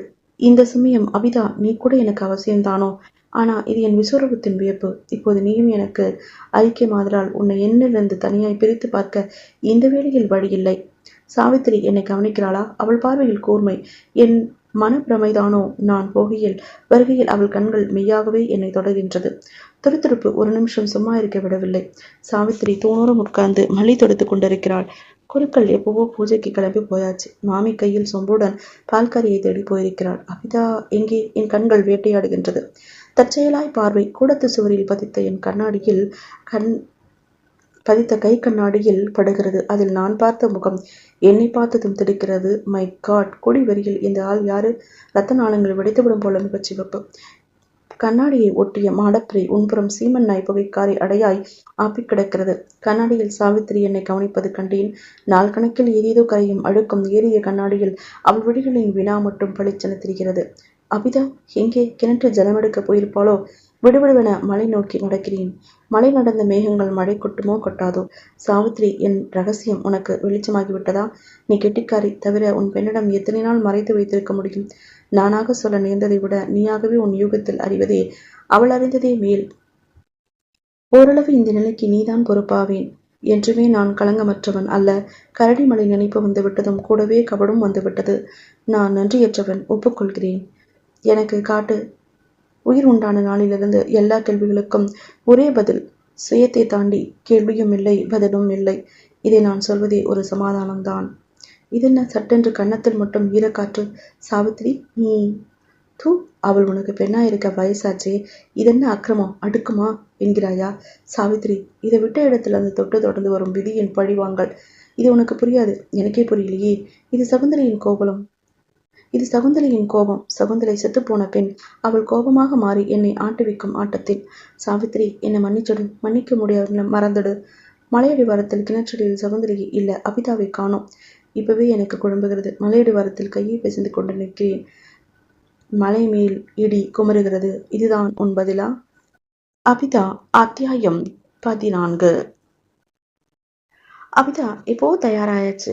அத்தனை இட்லியும் அவளே வார்த்து பாத்திரங்களை அவளே தேய்த்து கவிழ்த்தி விட்டது. சாவித்திரி பூ தொடுத்து கொண்டிருக்கிறாள். இதென்ன நேற்றிலிருந்து ஓயாத தொடுப்பு? இவ்வளவு தொடுப்புக்கும் பூ ஏது? அவ பூ தொடுப்பை கண்டா ஏதோ அச்சம் கொள்கிறது. குருக்கள் தான் வீட்டு காவல். அவர்தான் உண்மையில் மகான். அபிதா கூடத்துக்குறவிலிருந்து வெளியே புறப்பட்டாள். சாவித்திரி தன் புடவையை உதவி இருக்கிறாள். அவள் உடல் விளிம்பெல்லாம் அவள் உள்வழி தகைக்கிறது. வண்டு மல்லாந்தர் போல என் விழிகள் அகன்று விட்டன. சித்தி ஒரு வழியாக குருக்களுக்கு சொல்லி தீர்த்து விட்டு வந்தாள். அபிதாவை கண்டதும் அவள் முகம் புழுங்கிற்று. ஏண்டியம்மா, எல்லா பூவையும் உன் கொண்டையிலேயே வச்சு திணிச்சுக்கிட்டியே, வாங்கின கையும் தொடுத்த கையும் தலைக்கு விரல நறுக்கி வச்சுக்கிறதா? அபிதா சிற்பமாய் நின்றாள். அவளுக்கு நாய் எழவில்லை. எனக்கு நெஞ்சு வரல்கிறது. யாரானும் ஒரு முழுங்கு தீர்த்தம் தந்தால் தேவல. கூடவே ஒரு ஆச்சரியம். கரடிமலையில் பூமியின் இத்தனை கண்காணா மூலையில் இவ்வளவு அழகா? நல்லவேளை சாவித்திரி அவள் உதவிக்கு வந்து விட்டாள். நமக்கென்ன மாமி, விரல் நறுக்கு போராதா? சிறுசுகளுக்கு சூட்டி பார்ப்பதுதானே நமக்கு சந்தோஷம். தர்க்கம் மேலே தொடர வழி இல்லாது பட்டாசு கண்டை மாமி என் தம்பி மோட்டார் சைக்கிளின் மேல் வீட்டிருந்தான். என்னடா அம்பி இது? மயிலா வரும் போல இருக்கு. என்ன அபிதா, வாங்கலாமா? மலிவா வரும் போல இந்த வண்டி. என்ன அபிதா, வாங்கலாமா? மாமி எரிந்து விழுந்தாள். அவ்வளோ என்ன கேள்வி? பெரிய மேரு. உன்னை என்ன கேள்வி? வாங்க போறவன்னா? ஆமா, என்ன கேட்பியா? நான் என்ன உன் குதிகாலில் ஈஷா சாணிக்கு சமானம். இதை பாரு அக்கா, இதனாலதான் எனக்கு இங்கே வரவே பிடிக்க மாட்டேங்குது. உன் சண்டை சுவாரஸ்யமா வேணுமா இருக்க, படு போரா இருக்கு. நானா? அபிதா பின்னடைந்தாள். நீயேதான். பின்ன ஏன் உன் சித்தியா? பயப்படாத. ஏறு, நன்னா இருக்க. வயசு பொண்ணு நீ கூப்பிட லட்சம். நீ ஒருத்தியே உடன் பிறந்தார் போல இருக்கேன். நான் யாரு? உன் தம்பி, இவளுக்கு மாமா. இல்லை, நான் இவாளோட வண்டியில ஏறுறேன். அபிதா முகத்தில் வெட்கம், பயம், கூடவே அவள் அடக்கத்துக்கு பார்த்ததும் மீறும் ஒரு மகிழ்ச்சி. பொறுமையிலிருந்து அவன் முகம் சுளித்து, உன் சித்தி ஏறிவிட்டால் வண்டியில் அப்புறம் இடம் ஏது? அவன் குரல் கெஞ்சிற்று. சரி, சினிமாவுக்கும் டிராமாவுக்கும் வெள்ளித்திரையில பாக்குறது போறாதா? பொன்னி, உனக்கு சினிமா போய் தான் ஆகணுமா? ஏறி தொலை. மாட்டேன், வரலன்னு பேரம் பேசி யாருக்கு இந்த பூச்சி வேண்டி கிடக்கு? மாட்டேன்னு வரலன்னா?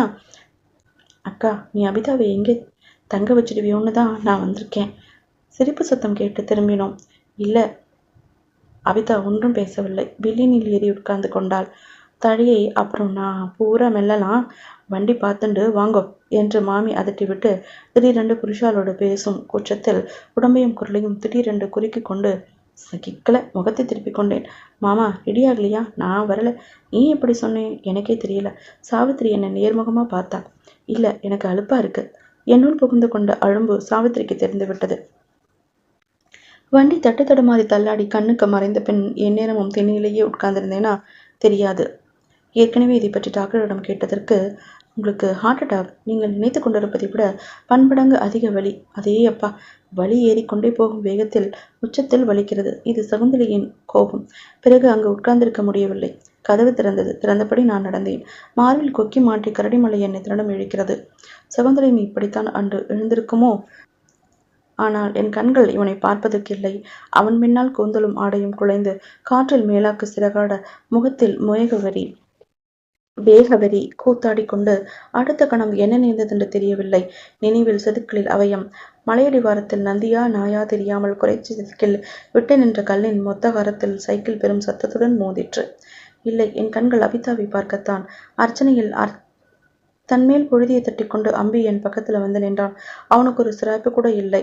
எனக்கு மார்வழி நின்று விட்டது. அபிதா எழுந்திருக்கவில்லை. மரத்திலிருந்து பொன்னொளி ஒன்று நேரே அவள் மார்மேலே உதிர்ந்தது. சற்று எட்டமட்டார் போல சைக்கிள் மற்றி எரிந்து கொண்டிருந்தது. முற்றும். அடுத்த கதையோட கதை நூலகத்துல உங்களை சந்திக்கிறேன். நன்றி, வணக்கம்.